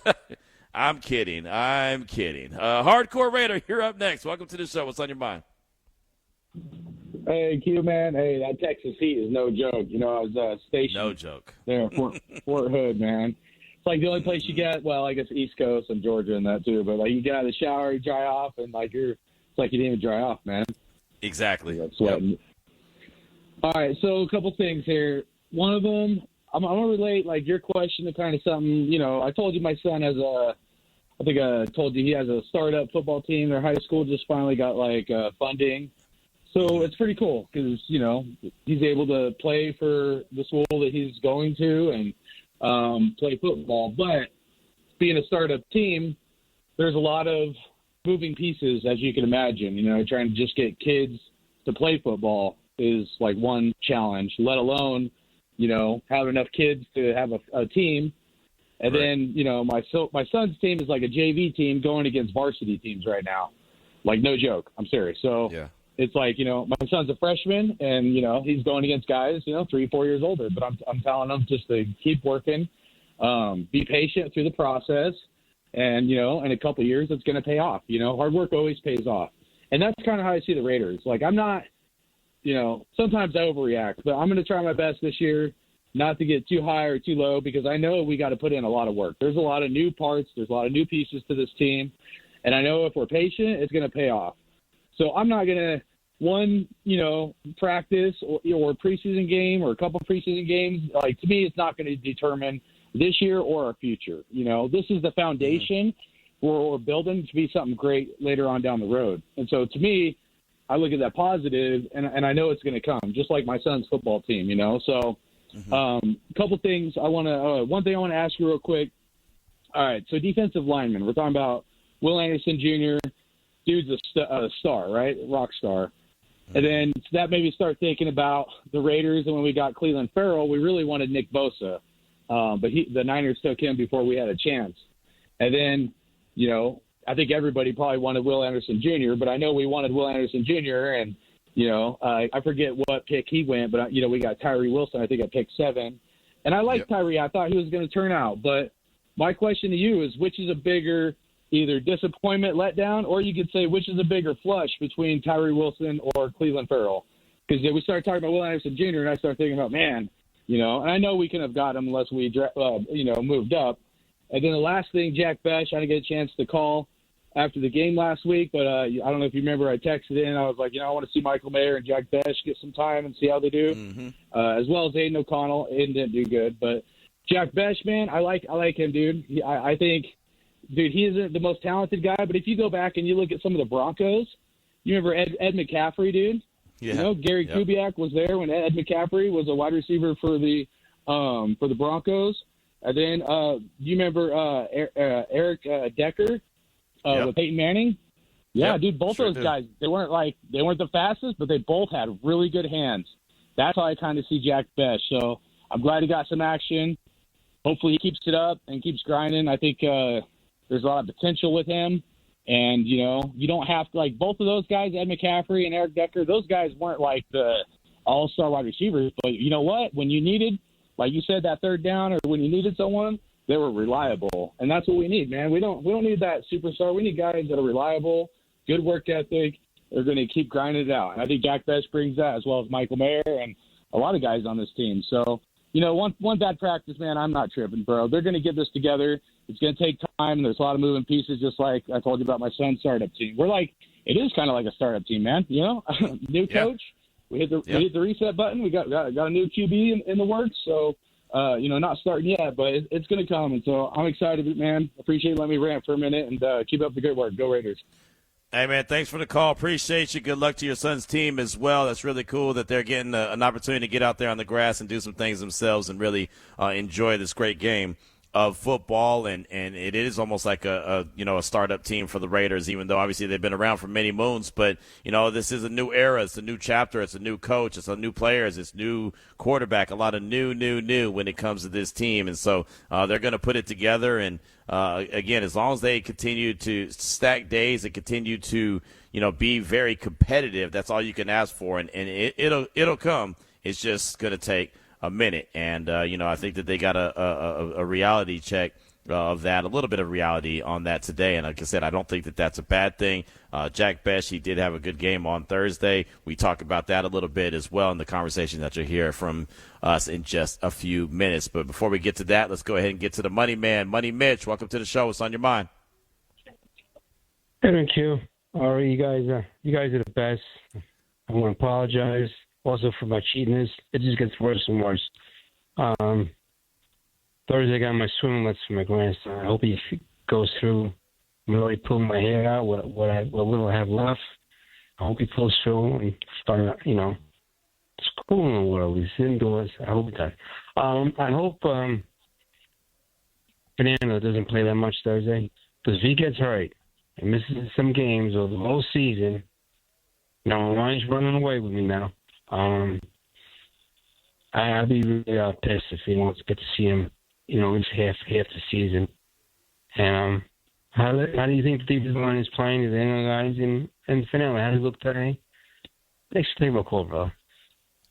Hey, thanks so much, buddy. Mitch, sound like it down, man. I need you to get a little fired up, man. Bring a little energy next time you call. But the defensive line, it's a work in progress, right? I mean, like I said, they struggled when it came to stopping the run. The Texans had a few opportunities for some big plays, and they took advantage of it. Again, it's nothing to get, overworked about, overanalyze it, break it down, overreact to, all that good stuff. You don't want to do that, but you also have to understand that there needs to be plenty of cleanup work still. And again, 4 weeks into training camp, they still have time. It's only literally practice number 14. They have only a handful of practices left and a couple games, and one game will be on Thursday. So it's all part of it, man. It's not just easy like that, just to all of a sudden flip this thing around and get this team where they want to be, as much as all of us want to do that. I forgot to mention, Hardcourt asked about, Cleve Ferrell or Tyree Wilson and kind of which one was the biggest flush, and I forgot to address that. I'll say this. I would say that Tyree is probably the bigger flush, and the reason why is because I feel like at least the Raiders got something out of Cleve. Did they get what they expected when they drafted a number 4 overall? No. Right? I mean, that was – everyone knew when they drafted a number 4 overall that was a reach. But Tyree came in injured, gave you next to nothing his first year. Really gave you next to nothing throughout the course of the career that he had with the Raiders, and that's unfortunate. I thought he was going to be a player. I liked what I had seen from him and heard from him at Texas Tech, and it just kind of goes to show you that you could be the biggest, baddest dude in the jungle in the Big 12, or you could be the biggest, baddest dude in the jungle in the ACC or the SEC or the Pac-10, Pac-12 when it was a thing. But, it's different, man. It's such a different transition when you go from, college to going to the NFL. It's not the same ball game. So there's so many great players, so many guys that have just dominated. And you look at it, you say, okay, well, this guy is great and he's shown what he can do in his dominated college, but they literally have played against real tough competition, maybe 3 or 4 games out of the season, like marquee games, the real big ones that you have circled on the calendar, the ones that you say, hey, I want to be at home, sitting on the couch with a cold one in my hand to watch this one, and you can insert that game. We always have those marquee games, those marquee matchups. Now, I'm a football junkie, so I just love to watch all these different college games, but, I would be lying to you if I acted like every single game that I watch is a big-time matchup, because it's just not the truth. It's not reality. That's why we get excited when we see Indiana against Ohio State in the Big Ten championship game, because it's good on good. Right? That's why everyone gets fired up when the college football playoffs are going on, because those are teams that are competing, right, for something that matters, the trophy when it's all said and done, the national championship. And some of them, they obviously have a better chance to get there. Like the AP Top 25, that poll just came out. right? There's 9 SEC teams that were on the top 25, and none of them got a first-place vote. Think about that. None of them got a first-place vote. So it's just it's so hard to take that success that you had in college and turn it into the National Football League, and it's really hard when you come into the league like Tyree did, where he was already behind the 8 ball because he was injured. And, honestly, if the situation hadn't occurred in Vegas with Henry Ruggs, I think, Jalen Carter would have definitely been a Raider. But with that situation, it just wasn't going to happen. And I don't care who says what. I'll get a text right now. Oh, that's soft, Q. That's soft. You're soft. Okay. Well, you put yourself in that situation and see how soft that is, right? And it's not soft at all. I could tell you that right now. It just wouldn't have made any sense. It would have been the worst thing that this organization could have done community-wise. It would have been awful. Really good player? Absolutely. Sure. But the circumstances and the timing were just terrible for the Raiders to go ahead and put him on the roster. It just wasn't going to happen like that. So you can say what you want to say about it, but that is the reality. There's no sugarcoating it. It just kind of is what it is. So we continue to hear from you at 702-365-9200, but I do want to make sure we hear from Jack Bech. I had an opportunity to catch up with him. He had 3 catches on Thursday, 2 first downs and a touchdown. Really good, first preseason game for the second-year wide receiver, and after practice had a chance to catch up with him one-on-one. Here with second-year wide receiver Jack Bech after the joint practice with the Texans. Off top, man, before we get to the practice, man, how's the family doing? How's everyone doing? Man, everybody's doing fantastic. Just super blessed. You know what I mean? God's definitely been a great God, and like I said, just blessed. How about yourself? It's all good. It's all good. I just know that the family's tight, and I'm sure when you're trying to, take that step and go from year 1 as a rookie, trials and tribulations, to year 2, having that family support's got to be 100%, important. 100%. Yeah, you hit it nail on the head. Well, it's out here. You're putting in work against a really good defense. How did it feel going up against those guys that were basically ranked number 1 in just about everything last year? Yeah, I felt good. I feel like we did a really good job. This is another practice. Come out here, offense, defense, special teams, just another step, to head in the direction we want to go in. Another day of growth for the team. I think it was a solid day. I think we put in some really great work. I know it's, all about stacking days. You can't look back at what you did. But for you, even on Thursday against the Cardinals, you established yourself as a guy that kept on extending the drive, right? Yeah. And being that receiver that would move the sticks. How important is it to be available and be that guy, as Kirk Cousins called you, the power forward? Yeah, I think you just got to play your role. Whatever the team needs from myself, my teammates, whatever that role may be. If that's catching 20 balls a game, if that's going insert blocking, right. Whatever that may be, playing those special teams, like whatever that may be, whatever that role is, to fulfill that role to the best of your ability. And if each and every guy does that, which I know they will, because we have a super great team, connected team, great coaching staff, I think we're going to keep taking steps in the right direction. In your particular style, does it benefit you even more being in this joint practice against another team than opposed to going up against your own guys? Yeah, you're going to be a little more physical. Yeah. You don't got to – obviously, we're protecting each other out here, both the teams, not trying to bring anybody to the ground, no cheap hits, nothing like that. But right. You definitely – intensity rises a little bit, and you definitely get to, be a little more physical. What have you seen from the quarterback play? We see Fernando and Kirk Cousins doing a little one action, and you interacting with all of them. Yeah, no, I think they've done both a great job. Kirk being that guy who's been in the league for a while, just being a fantastic mentor to all of us. And then Fernando just every day getting better, with the reads, his poise, being a leader in the team, being a leader in that offense in the huddle, right.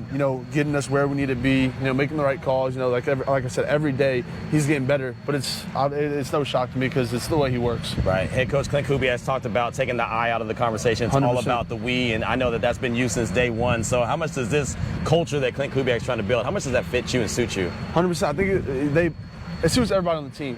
We have the team we have this year, the guys we have, because of that. They brought guys in who are about that we culture, not the me or the I. And I think, like I said, coach has done a great job, just really setting the standard each and every day. Start with the standard, telling us what that standard is. And then us players, we got to go out and fulfill that role. Has there been anything that you learned about yourself in the short time in the league so far? Yeah, definitely. Just perseverance. The league, obviously, these are the best in the world. Right.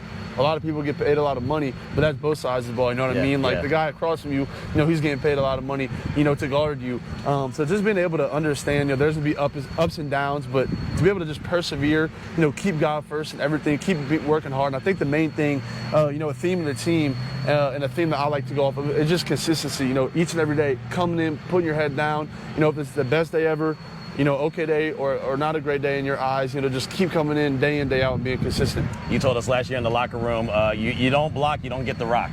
And I know in this Clint Kubiak offense, you have to be able to block, so 100%. I know that fits you perfectly. Yeah, 100%. I love getting my, going in there, sticking my nose down in there, insert block, whatever it is, cracking safeties, whatever it might be, that's part of my game. That's a part of football that I really love, is just the physicality, the physical nature of the game. And yeah, I just love it. Where does that commitment come from, though? Everyone doesn't want to get in there and get dirty. I mean, I'll tell you right now, I'd like to be on the outside just catching the run. 100%. It's the love of the teammates. Yeah. Like I said, fulfilling that role, doing what you have to do for the team. My role is going to be in there, going crack safeties to get the running backs, running lanes. Right. I'm going to do that to the best of my ability for this team. And one final question for you. On that big run that Mike Washington had, you had a hell of a block in that. How satisfying is that when you see, that you're blocking, and then you see that big play happen like that? Yeah, it's fun, because a lot of times you're going in there, you're doing the dirty work. So whenever you go in there and you make that key block for the running back to run off of, obviously the whole line did a great job on that. Connor Hayward had a great block on that. Right. And that just shows that everybody's on the same page, everybody's in unity, everybody's one with one mission, one goal, and knows what's going on to the exact T.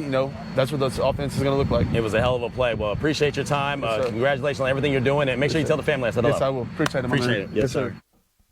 Jack Bech right there following Raiders practice with the Houston Texans earlier today. Definitely appreciate his time. And, I just think that he's a guy that could continue to build off of the success we saw last Thursday. I know it's a preseason game, but just kind of understanding what his role is. Like Kirk Cousins described it, he's a power forward. Like he said, I can get in there and do the dirty work. I don't mind blocking. I want to get my nose in there. I want to mix it up. I want to crack a safety, right? You block, you can get the rock, and whatever it takes. Again, just one of those dudes in the Raiders locker room that is not talking about he's definitely talking about we. We do have the Tom Flores High School Football Coach of the Week award recipient coming up in just a few minutes. But before we do that and hear from that coach, let's go ahead and hear from you. Greg in Rhode Island, you're up. Welcome to the show. What's on your mind?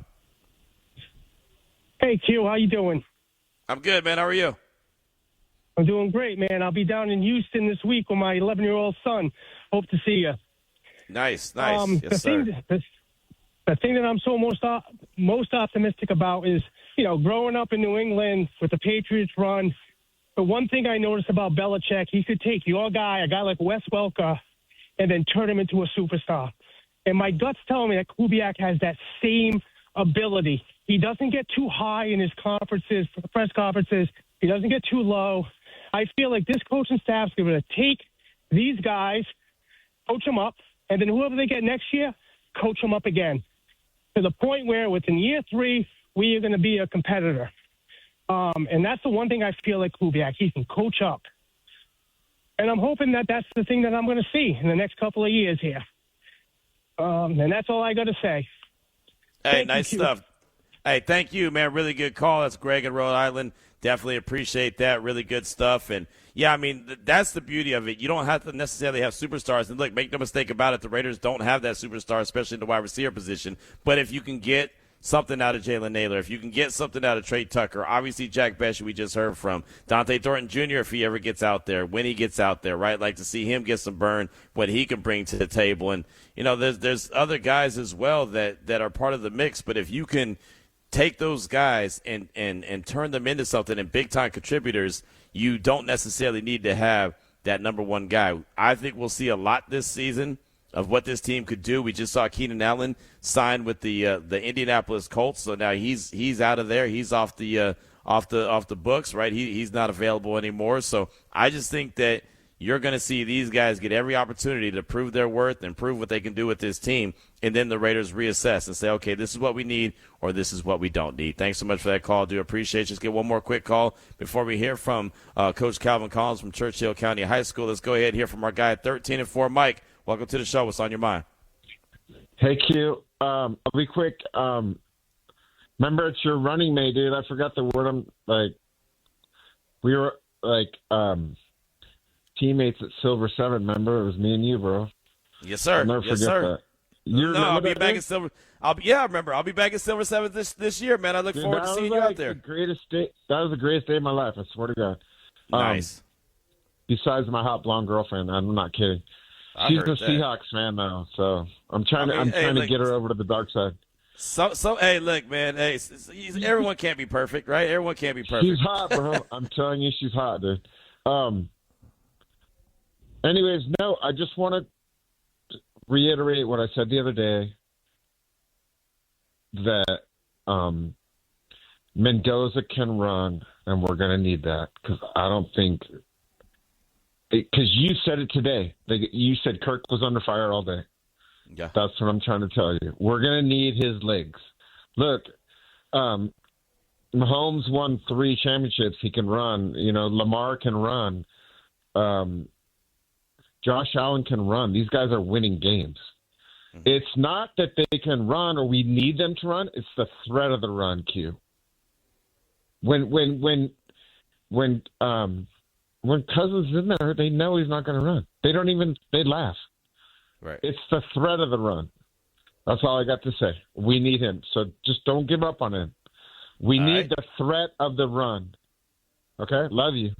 All right. Hey, appreciate you, man. 13-4, Mike. Go ahead and convince that hot girlfriend of yours to become a Raider fan. I like it. I like the intent right there from 13-4, Mike. Appreciate you. And, that the threat of the run game, definitely Mendoza has it. And Kirk Cousins, there is no threat there. He's not going to run at all. But really good call, man. Thanks so much. Great feedback from not only 13-4 Mike, but Greg in Rhode Island, Hardcore Raider, Mitch in New Jersey, and Raider Tristan. Oh, real quick before we get to Coach, and Ari, tell Coach I apologize.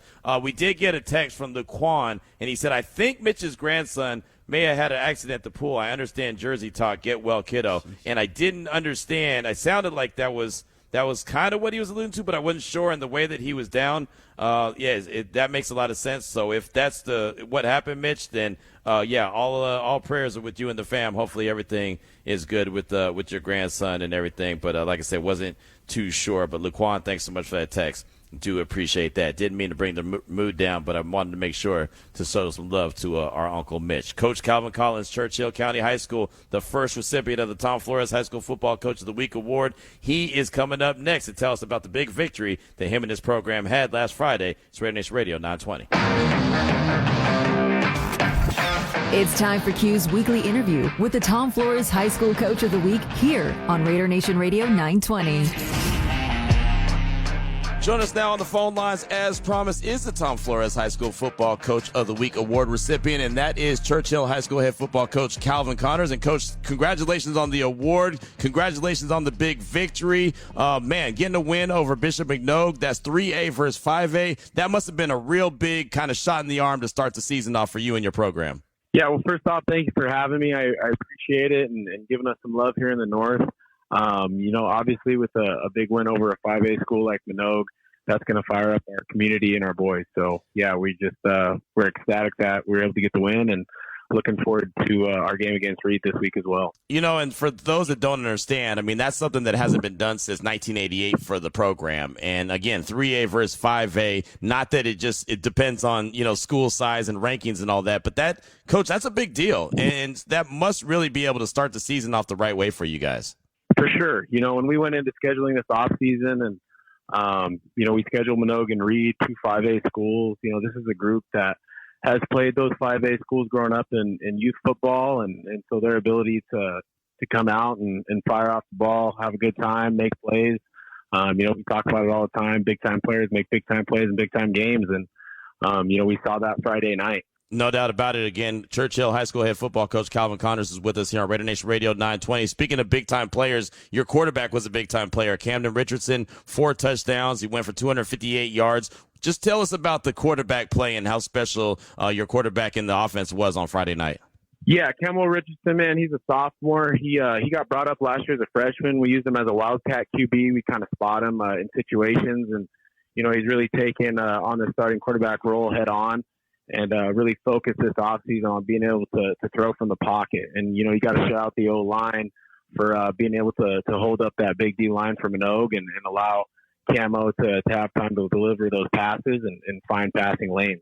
And the fun thing about this game is you win 32-30, but it wasn't the offense that sealed the deal. It was the defense coming up with a big interception. How satisfying is it for you and your team and even the coaches on the staff to be able to finish it off by way of the defense coming up with that big clutch play? Man, it was huge. You look at our state game last year, 4th and 1 back on against the wall on the goal line, and Max and Richardson had a pick to seal that victory for the state championship. And then you fast forward to this season and our ability for the defense to step up and, hold off their offense and for us to seal the game. Our mantra over here is one play away. And, our defense is a testament to that, right? So, we're one play away from greatness, and it just takes one person or multiple people together to create that momentum shift. And our defense really buys into that bend, don't break mentality. Head coach Calvin Connors from Churchill High School is with us here on RaiderNation Radio 920. What does it take, and how quickly can a team buy into the defensive side of things? Everyone loves to score points. Everyone wants to, be the star, but to be able to be selfless and do it defensively, how quickly do you see that buy-in with your program? We saw it since day one, right? We talk about it all the time. First getting the job 2 years ago, this being the third year. Offense sells tickets, but defense wins championships. So our defense coordinator, Trent DeBraga, and our defensive staff does a great job of being able to implement a solid game plan that allows our players to play fast and physical. And, they don't have to second guess themselves or second guess the calls. We practice it every day throughout the week, and we have a solid game plan for the boys that they buy into that allows them to, like I said, play fast and have 100% confidence in themselves to make plays. One of the things I like to talk about at this time of the year is this time of the year. It's still 100 and something degrees out. It's not necessarily football weather. How much do you have to really work on making sure your team is conditioned and hydrated and making sure the elements don't mess with them? That's huge, right? That's crucial. Up here in the north, we're seeing 95 to 100 degrees every day during fall camp. We've adjusted to move to our grass field. The sprinklers pop on, the kids go ahead, they run through the sprinklers to cool off, and then we have great managers that allow us to stay hydrated throughout practice. But, these kids are acclimated and they're ready for anything. Growing up in Northern Nevada, you kind of get all the elements of weather up here. So, they've taken it head on and they've had a positive attitude no matter what the weather holds. Another mantra we have is you can't control the weather, you can't control the rest, but you control your attitude, effort, and passion. And that equals your energy for the game of football, but more importantly, the game of life. So focus on the controllable. No doubt. Again, Churchill High School head football coach Calvin Connors is with us here on RaiderNation Radio 920. So now you have this big victory. How do you build off that and keep your players focused and not, hey, man, this is a really great victory. Let's go ahead and brag and pump our chest a little bit. Yeah, it's for our two non-conference games, right? Obviously you want to go 2-0 to start the season in order to go into league play. But with those two 5A teams, it allowed our team to focus on the following week, right? You play a powerhouse like Manogue. Well, congratulations, you got a powerhouse like Reed the following week. And that's just to challenge our players and to make sure that we're battle tested throughout the 3A schedule. And, we talk about it all the time. We don't want to peak at the beginning of the season or the middle of the season. We want to peak at the end of the season into the post. So, that's the blueprint for success and what we found to work with our guys. And they understand what it takes to be great coming off a 25 state championship season. And so the standard's there, the blueprint's there, and now it's just all about making sure that they come in every week hungry. How much does that help your program, knowing that you're going up against powerhouses in the non-league play? So when you do get to league play, you feel like you're where you need to be and you're well tested. Yeah, it's like I said before, these kids have played those big 5A schools since they were little in youth. So these same kids that they're seeing, in the 5A preseason schedule, they've played them their whole lives. So I think one of the main things that, maybe other 3A teams struggle with, or even 4A, 5A teams when they play these big-time programs is the mystique of those programs, right? So as long as we can alleviate that, build confidence in our players, they're going to go ahead and they're going to play 100% all the time and be confident in themselves to go make plays. And that's really just what it is. Head coach Calvin Connors from Churchill High School is with us here on RaiderNation Radio 920 Unnecessary Roughness. How big is it that the Raiders as a professional organization is reaching out and having awards like this, the Tom Flores High School Football Coach of the Week, and looking at and paying attention to and even acknowledging, high school football, trying to showcase them? Oh, it's huge, man. It's huge. When the Raiders came over to Nevada, that was a big deal because we have a ton of Raiders fans over here in the north and throughout the state of Nevada. You talk about the high school football showcase. We were fortunate enough to play in that last year against North Valleys and come out with a dub.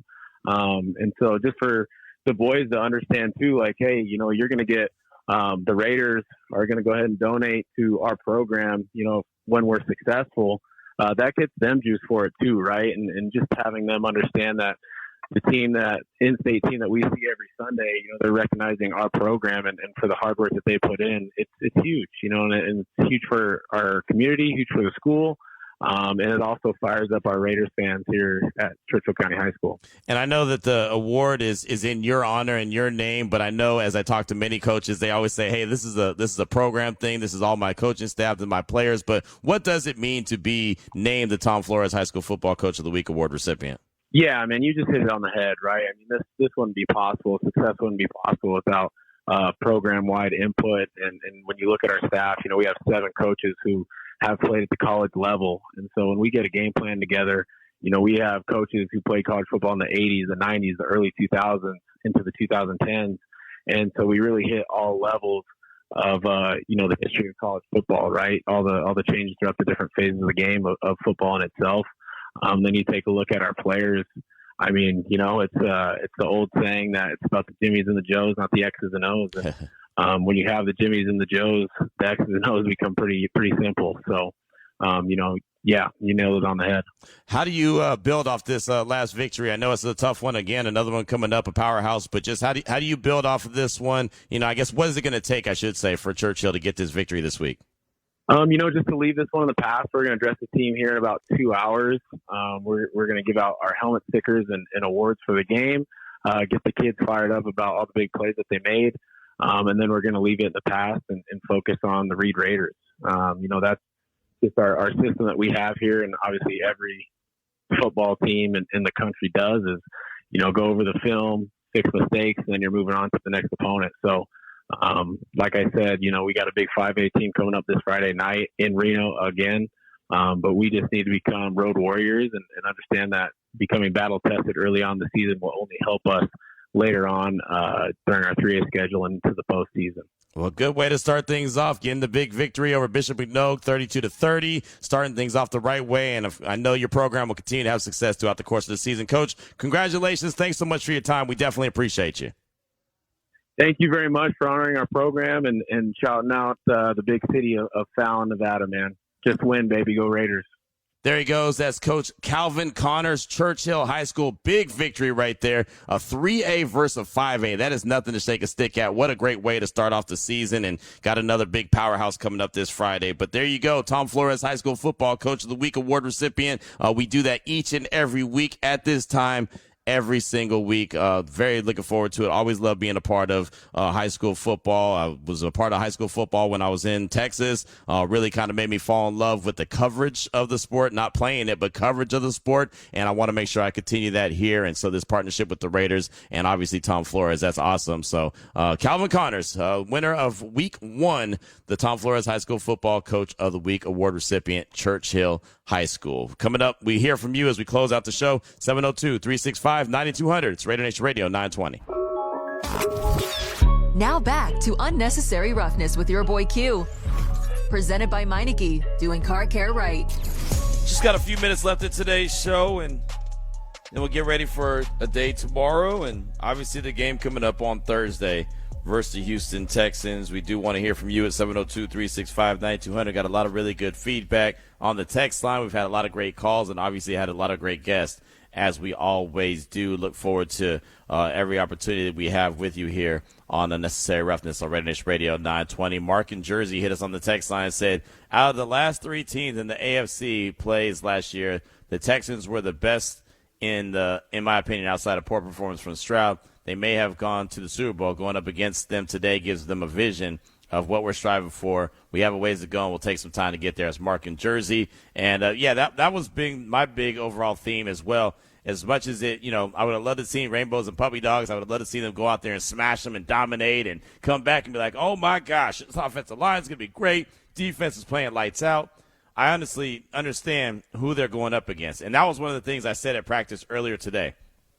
I was on the morning tailgate this morning with Vince Sapienza and Clay Baker. Obviously, Vinny is out here as well. I was on there, and I said, look, it's a playoff team, a team that expects to make a deep run potentially to the Super Bowl, going up against a team that's trying to find its way. So I could see that. But that is encouraging, in my opinion, just because you understand and you get a better idea of where you really are. It's not one of those, well, if they're playing against a better team, then, who knows what they really look like. This is one of the best teams in the league, especially defensively. They check the box in every single one of those categories at number one from a year ago. So I definitely believe that this was a very big positive for this team today, even though there was plenty of negative to take away from it, plenty of things that they have to clean up. The fact that they understand what it is they have to clean up is the positive that I'm talking about. Our guy Bill in the 925 said, let's get this out. We have to be patient. This is a rebuild, and Mendoza will take time to learn, but it'll be worth the wait to see. So that's our guy Bill in the 925. It's